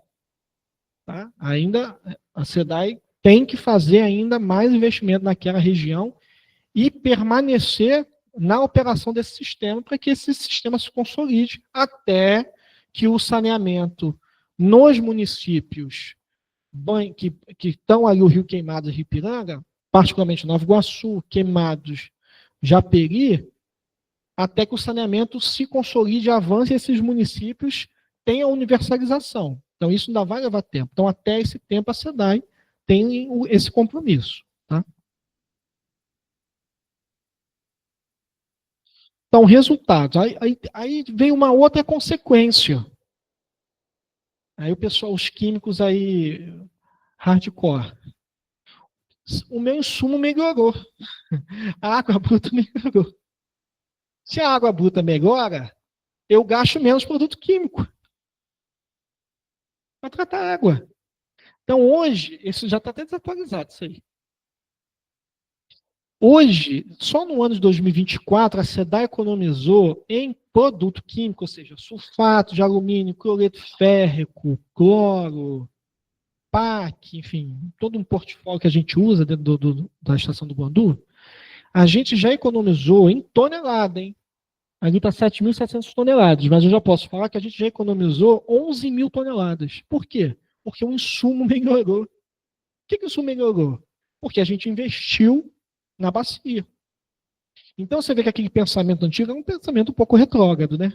E no fim das contas, a gente recebeu um péssimo insumo. No momento que eu melhoro as condições ambientais, o meu insumo vai melhorar também.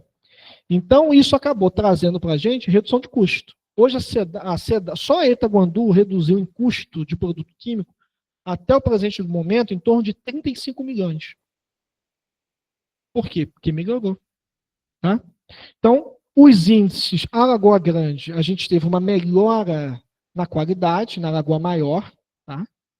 A Lagoa Pequena melhorou, mas não ainda nesses níveis, porque a gente precisa da unidade de tratamento de rio do Rio Ipiranga, porque ele ainda é uma fonte importante de contribuição, tem uma vazão bem menor, mas ainda é uma fonte. Tá? Mas na Lagoa Grande a gente hoje já tem esse nível. Tá? E a gente teve o retorno da atividade da pesca e da fauna na Lagoa Grande, ou seja, é um ambiente que se recuperou. E esse novo momento da SEDAI, que eu acho que até uma pergunta que alguém respondeu. Né? Então, hoje a SEDAI ela tem se preparado e tem até uma área da empresa dedicada exclusivamente a isso, a como preparar a empresa e a tornar o sistema produtor de água resiliente às mudanças climáticas. E aí, no caso do saneamento, resiliência às mudanças climáticas é excesso de chuvas. Tá? Excesso de chuvas traz estresse para o sistema de tratamento de água, porque, em geral, aumenta a turbidez da água. Tá? E ali a gente tem um barramento, né? Aumenta o nível. Tá? Isso estressa também as nossas estruturas físicas. Tá? Então, excesso de chuva traz problemas também. E estiagem também traz problema. Tá? Então, assim, hoje a gente já tem um setor na SEDAI onde a gente se prepara para isso. Tá? E os químicos estão nesse setor, graças a Deus. Então, hoje a gente tem um setor onde a gente está focado em inovação, desenvolvimento social, investimento na natureza, eficiência energética e preocupados aí com questões da emergência climática, secas, aumento da temperatura, né? Chuvas torrenciais e quedas de energia. Ou seja, como que a gente torna, por exemplo, vocês viram a questão da Enel em São Paulo, todo mundo viu, né? A Sabesp deixa de produzir água. Por quê? Porque se você não tem energia, como é que você bombeia água? A não ser com um sistema por gravidade. Alguns sistemas são por gravidade, mas a maior parte dos sistemas requer bombeamento, né? Requer recalque, requer energia. Tá? Então, como é que você prepara o teu sistema para isso? Então, hoje a SEDAI, a gente está com um estudo que, se avançar, vai ser um grande case de sucesso no Brasil, onde a gente vai, quer dizer, está em processo de estudo ainda, tem que ver viabilidade econômica também, claro, que é um banco de baterias para a estação elevatória do BRG. Ou seja, se eu tiver queda de energia, se eu tiver um evento climático que rompa linhas de transmissão, eu tenho um banco de baterias que sustenta a produção de água por até um período, porque também não é é igual um no-break, né? segurar a produção, o fornecimento de energia, se eu não me engano, até 2 horas. Quer dizer, isso é fantástico. Quer dizer, isso é se preparar para eventos extremos. Né? Claro, isso vai ter um custo. Né? E esse custo, de certa maneira, eu acho importante falar isso, ele é um custo que ele é pago também pela sociedade. Ele é pago, porque a sociedade quer que o serviço, e está correta nesse pensamento, seja sempre permanente em qualquer condição, até com um serviço pago. Tá? Então, isso hoje já tá sendo estudado. Então, assim, a gente tem hoje um setor que pensa soluções de como manter o sistema de produção resiliente. Tá? Tá bom. Eu acho que eu terminei. Oi. Vou ficar só para as perguntas agora.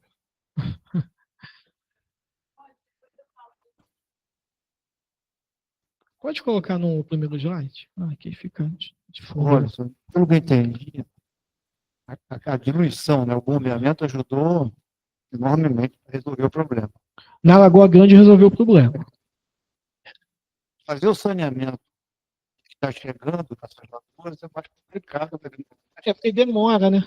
Então, assim, a gente não pode esperar, né? E não está mais na mão da SEDAI, também tem isso. Quando a instalação de tratamento precisa de energia. Uhum. Vou fazer pergunta de prova.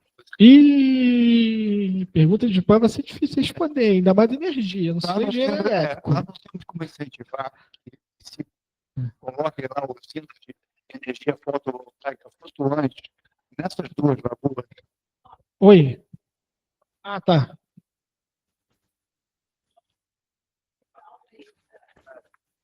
Vou voltar. Fotovoltaica flutuante nessas lagoas. Essa energia fotovoltaica seria utilizada como garantia de operação para bombeamento e tudo mais da própria instalação do Guandu. E também ajudaria, aí outro lado eu já vi um estudo sobre isso há algum tempo atrás, que eu achei muito interessante.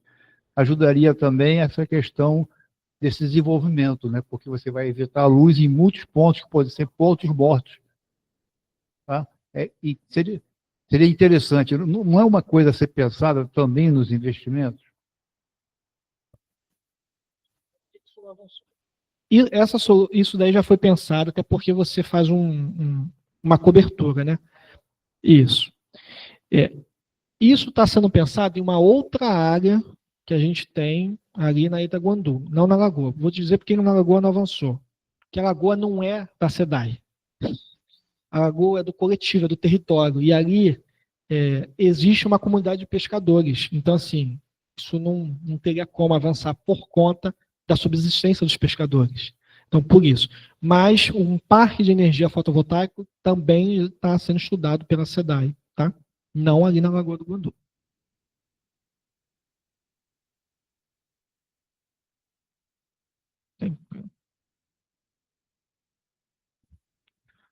Se você falar daí, eu repito aqui e já respondo, que aí não preciso levar aí o microfone.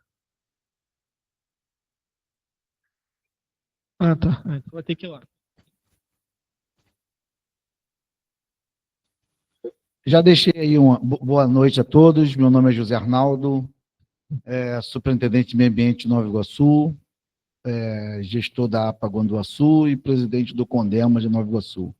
Esse tema da gestão dessas lagoas tem sido reiteradamente realizado no nosso conselho, já convidando o nosso querido doutor Humberto Mello, que de pronta esteve no nosso conselho, também os amigos da Águas do Rio também, visto essa questão. Eu acho que é importante citar, e eu deixei escrito no chat, né, que a gestão do saneamento, a concessão da SEDAI é desde 74 em Nova Iguaçu.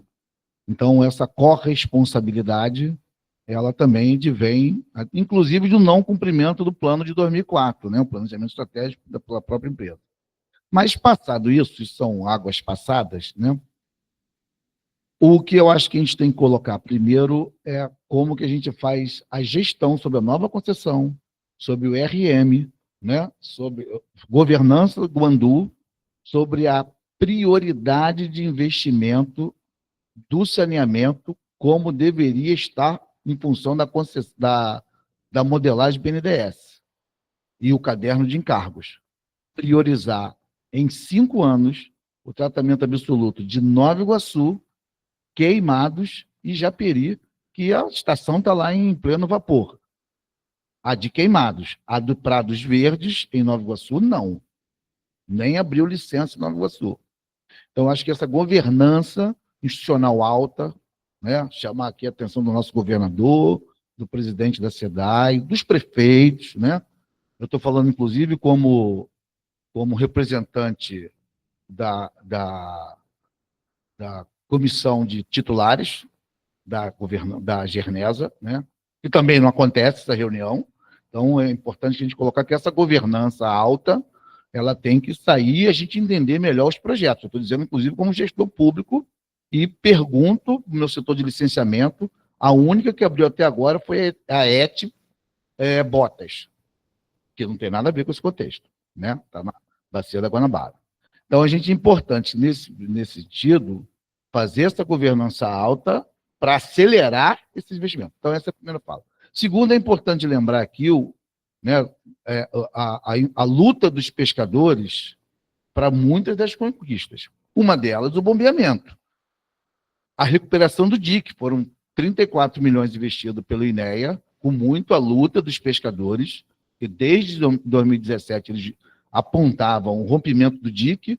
E o que é o DIC? É o que separa o Rio Poços do Lagoão. Então, os pescadores, os moradores, né, lembrar aqui o Edinho, né, o nosso querido Iago, o Vitor, né, Damário, né, Demário, que é o pai, inclusive, aqui da nossa estagiária pescadora, né, está aqui. O seu Demário não, o seu Demário é o dono daquele barco que está ali. O Iago é o presidente da Pesguandu. Então, há um conjunto de esforços do próprio Ministério Público, né, nesse sentido de que tirar um pouco os projetos esses investimentos todos. Então, isso é um contexto bem importante que deva ser lembrado nesse sentido, né? E acredito hoje, né, e também, ou seja, o Fosloc foi pelo amor de Deus, aquilo selou o desaparecimento das espécies dentro da lagoa.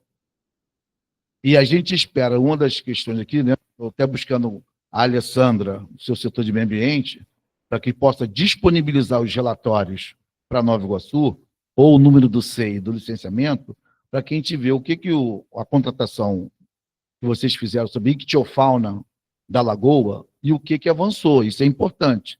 Então, essa lagoa toda está sob gestão, inclusive, de 2 APAs, uma estadual e uma municipal, do Conselho do Guandu, né, da APA Guandu, que delibera pelo INEA, e a gente também. Então, essa visão da gestão da conservação é importante, esse monitoramento. E aí eu vou te fazer uma pergunta. Os impactos aconteceram, inclusive os pescadores entraram na justiça e não ganharam porque não tinha um cadastro nacional de pescadores. Conseguimos, junto com a prefeitura, o FIPERJ e a própria Pesguandu, avançar nisso. E o que a empresa, claramente, Robson, está planejado, porque esse avanço da piscicultura, da pesca, não é nessa velocidade que você está colocando. Eles captavam ali 5, 6, 7, 8 mil reais em peixe. Hoje isso não é uma verdade. Muito pelo contrário, se você perguntar a todos os donos de bares, há uma compra externa dos peixes. Porque não melhorou muito, a Lagoão melhorou, isso aqui a gente tem que atestar que o investimento no bombeamento foi fundamental. Os esforços do governo do Estado pelas CEAs, lembrar que o nosso querido Tiago Pampolha foi muito importante, o pessoal da DIRAM foi sensacional fazer essa dragagem, 4 quilômetros de lixo dentro do Poços e dentro do Ipiranga, né? Então, nesse sentido, a minha pergunta, olhando, né, depois dessa introdução toda, o que efetivamente, para a cadeia da pesca, para o resgate social desses pescadores, que são 57 inscritos dentro da Pesguandu, a SEDAI tem a investir ainda nesse remanso de tudo que aconteceu em 2020, porque a renda não voltou. E eu vou lembrar a fala aqui do nosso querido Vitor, ex-presidente da Pesguandu, o que eles sempre desejaram não era Bolsa Família, era a natureza. Então, a gente está conquistando aqui agora. Então, essa é a minha pergunta. No viés socioambiental, o que a empresa tem de sentar na mesa com os pescadores e trabalhar essa perspectiva real de renda através da piscicultura, do apoio ali, e uma outra demanda muito importante nessa geração de emprego e renda dali. Onde estão os bares hoje, onde ia ser implantada a famigerada barragem? Aquilo ia botar mais 2 metros de nível d'água acima. Se hoje a barragem de nível ainda alaga, a última chuva de março, amigo, o pessoal de Campo Alegre ficou com água no joelho. Se tem mais 2 metros acima, não sei nem por que se imaginou. Vencemos muito questionando o licenciamento ambiental. Foi uma briga feia isso. Não sei se você acompanhou, eu li o processo todo, né? Então, assim, nesse sentido, ainda há uma, né, tanto para os territórios rurais, que ainda tem o remanso do alagamento, você pegar nossos dados de defesa civil, é zona de inundação, e a barragem de nível que causa isso, com certeza. Então, felizmente, vocês fizeram um investimento de automatizar essas comportas, que era tudo manualmático, né? Tudo no braço, e agora tem uma gestão muito melhor, dito até pelo nosso querido Humberto Mello na reunião do Conselho de Meio Ambiente de Nova Iguaçu. Então, fica aqui a minha pergunta nessa viés de que investimentos estão previstos com mais vultuosidade para o apoiamento dos pescadores e a geração de emprego e renda, ainda no remanso e no prejuízo causado por essa crise toda. É essa a pergunta.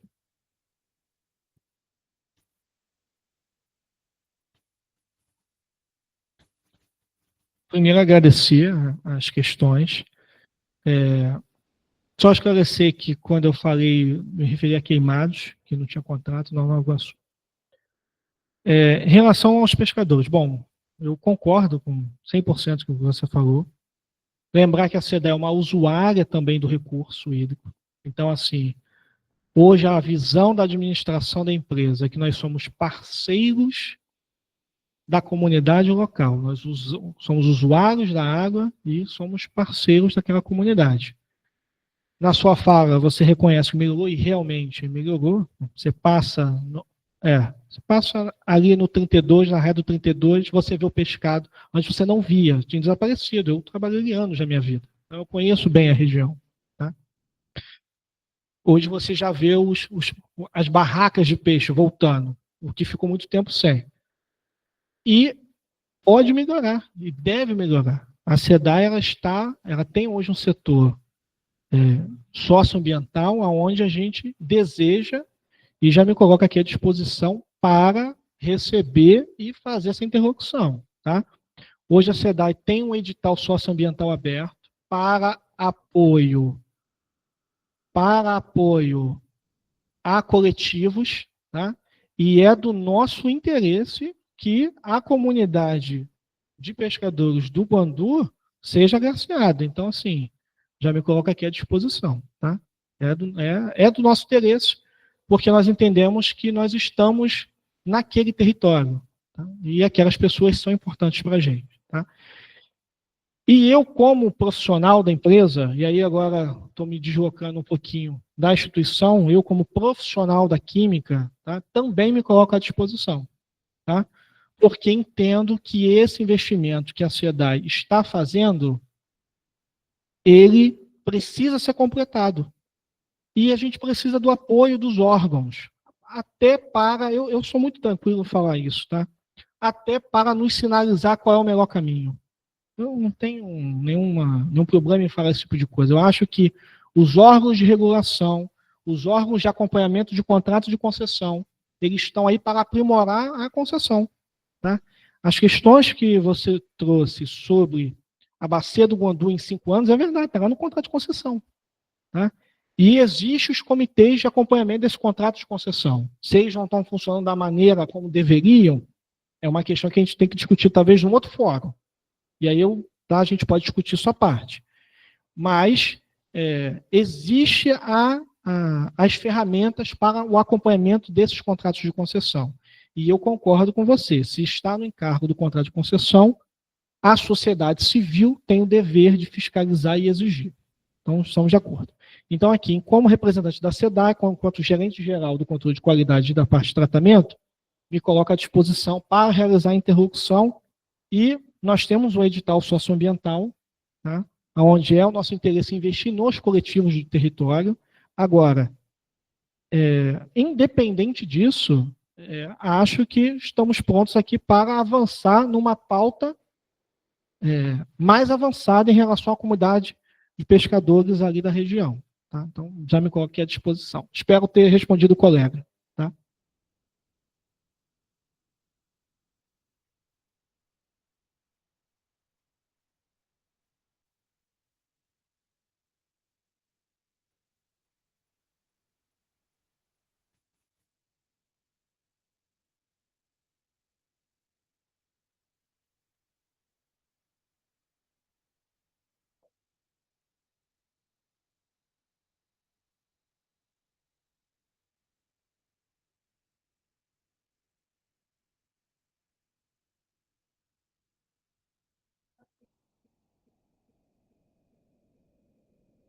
Deixa eu ver aqui, qual foi a pergunta?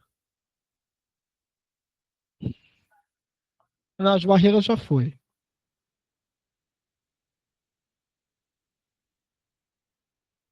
Sobre as escadas para a movimentação dos peixes.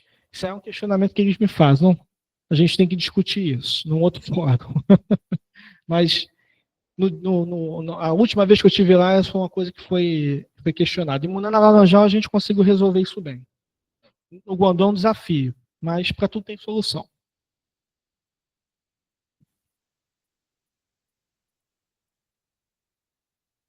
Cadê?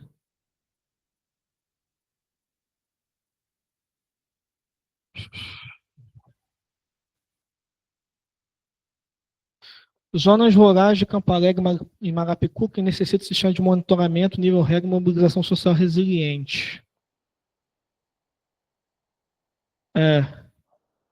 Em 2020, grande processação de alimentos, gestão de comportas, já nova regulação.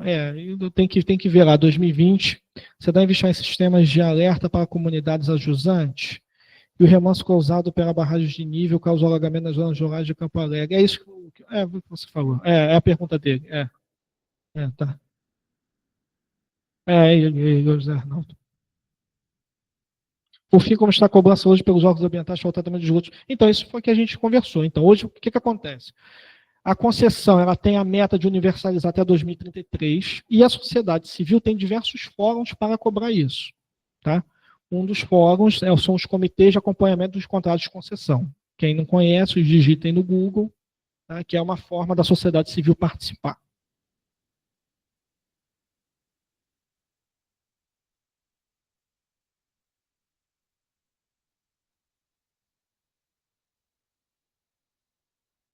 Sim, ótima pergunta.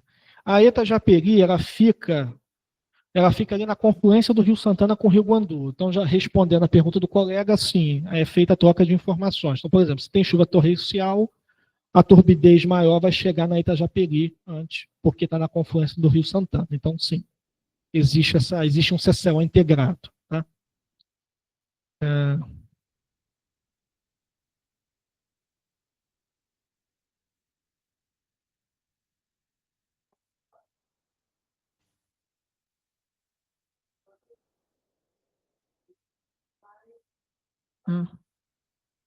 Tá.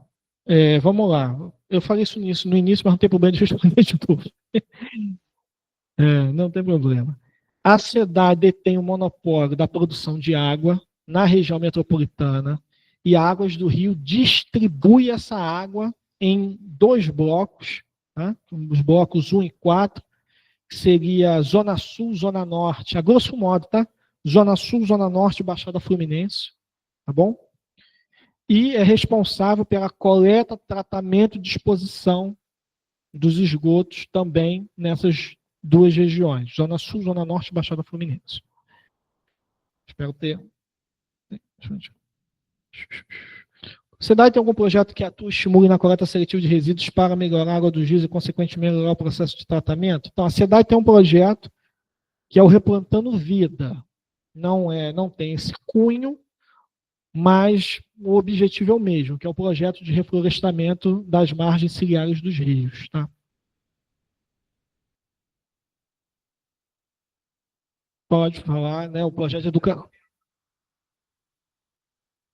Os CVAs. Isso, Isso. A SEDAI também tem um projeto do Centro de Visitação Ambiental. Eu não queria nem antecipar, mas o colega ali já está. Que a SEDAI a gente deve inaugurar um novo modelo de educação ambiental em breve, chamado Estações Socioambientais. Inclusive, já convido aqui os colegas, em breve a gente deve lançar lá na Rebitinguá. Tá? Tu já foi lá? Já viu, né? Então, a ideia é replicar aquele modelo lá no Guandu também. Aí queremos contar com a sociedade civil, evidente, como contamos lá também.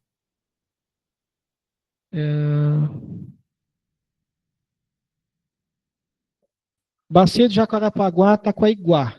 A Iguá está fazendo investimento lá, tá? Mas assim, o processo é demorado. Não é rápido, né? E a Bacia de Jacarepaguá, ela sofre daquele problema que eu falei no início.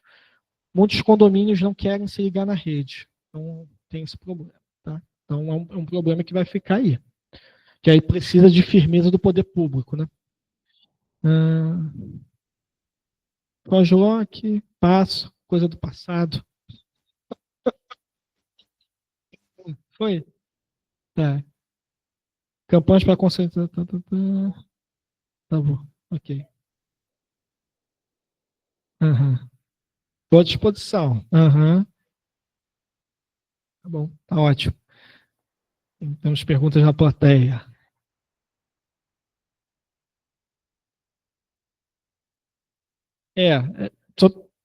Sobre gestão de águas do Rio, fica ali no Caju, eu trabalhei lá. Águas do Rio. Toda a parte do esgoto. Então, tudo nesse bloco, que ali é zona, ali é centro, né? Águas do Rio. A Tia Alegria, eu trabalhei lá há 3 anos. Sim.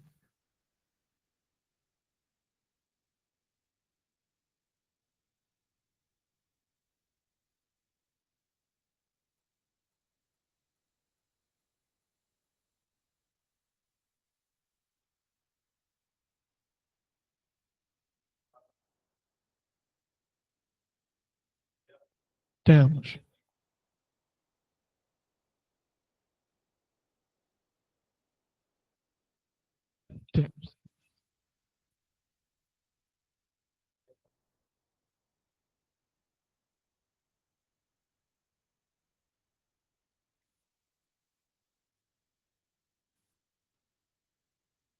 Ok. Ok. Então, eu vou te dar dois projetos. Um, que é um projeto que a SEDAI. Vou falar um pouquinho do Munana Laranjal, depois eu falo sobre o Guandu para te responder. Tá? Monitoramento, a gente pensa em monitoramento, é um monitoramento clássico, que é isso que você falou, laboratório, só que a gente entende que precisamos avançar. Então, nós licitamos para o Sistema Munana Laranjal um dos maiores projetos de monitoramento do país. Já está na praça, tá? Que são sondas online, tempo real, amônia, fósforo, TOC, pH, turbidez ao longo do rio em diversos pontos, montando, inclusive, um CCO de monitoramento ambiental. Isso é em Munana. Com câmera, monitoramento por câmera e drone. Também tem satélite. Você é da UF, né? Então tá bom. Então, porque esse projeto que eu vou te falar é com a UF mesmo. Nós temos um projeto com o professor Leonardo da UF, chamado IAGOS. Depois você joga no Google, você acha. É um projeto de subvenção da FINEP, Ministério da Ciência e Tecnologia, onde a SEDAI, em parceria com a UF e com 2 startups, a UF professor Leonardo, que trabalha na parte de modelagem matemática, a gente criou um projeto chamado IAGOS. Ele já está também em fase de implementação na bacia do Guandu.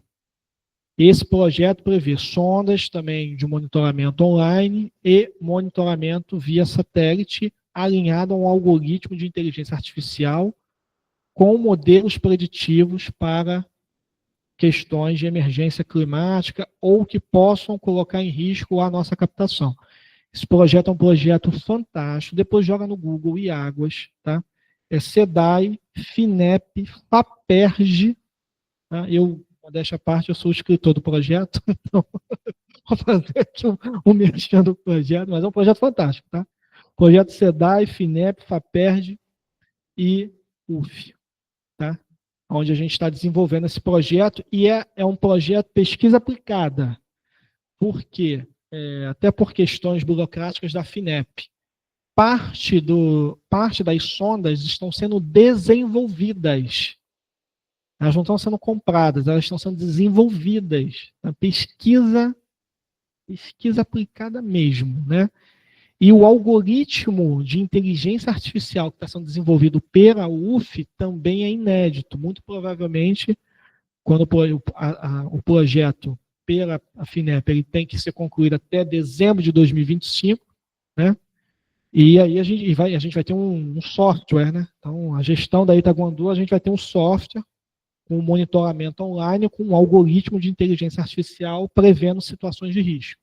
Então, assim, é o único projeto do país que eu tenho conhecimento, onde alinha inteligência artificial com uma empresa de saneamento. Tá? Só jogar aí no Google, Iáguas. Tá? Você é da USP, quiser entrar para a equipe do professor Leonardo, tá? Faça a indicação do Robson. Mais alguma pergunta?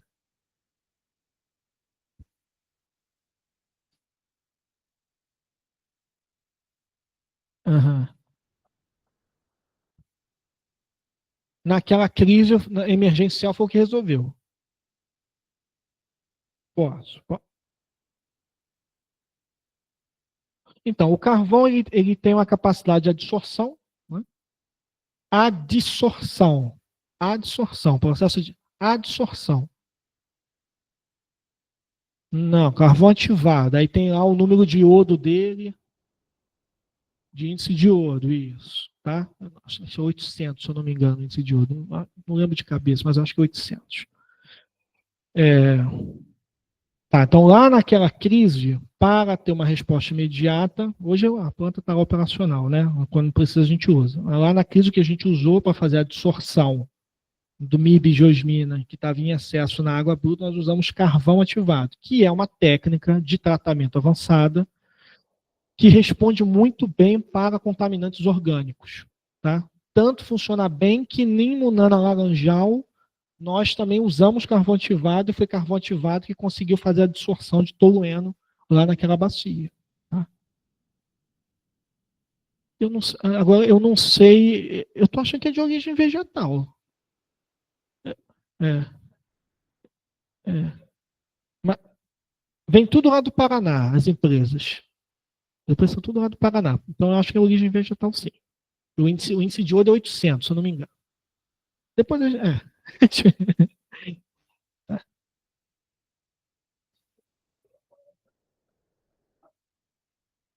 Uhum.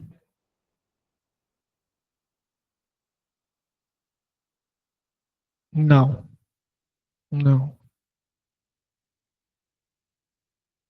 Uhum. Não, sim. Tanto é que o oxigênio dissolvido aumentava. Sim.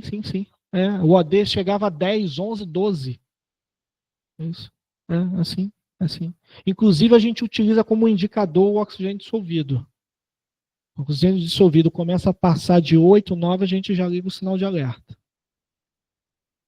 Que é um sinal de aumento de produção, né, de produtividade algal. Tá. Ok. Uhum.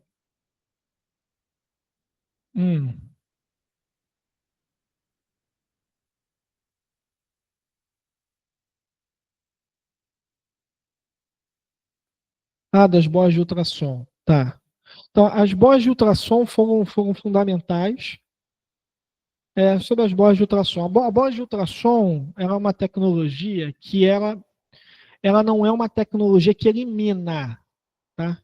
O ultrassom ele é uma onda, né? Ele tem uma característica de limitar o ciclo das algas. As algas, na coluna d'água, elas, ao longo do dia, elas, depende, mas em geral é assim, pode dizer assim, elas sobem à superfície para captar luz, e depois elas descem ao longo da coluna d'água. O ultrassom, ele inibe que elas subam, tá? Então, ele limita o crescimento, tá? Então, elas não foram determinantes para acabar com o problema, mas nos ajudaram a controlar, sim, tá? É uma tecnologia interessante, tá? E é uma tecnologia que, nesse caso, não só tinha ultrassom, como tinha sondas de monitoramento, então era bem interessante.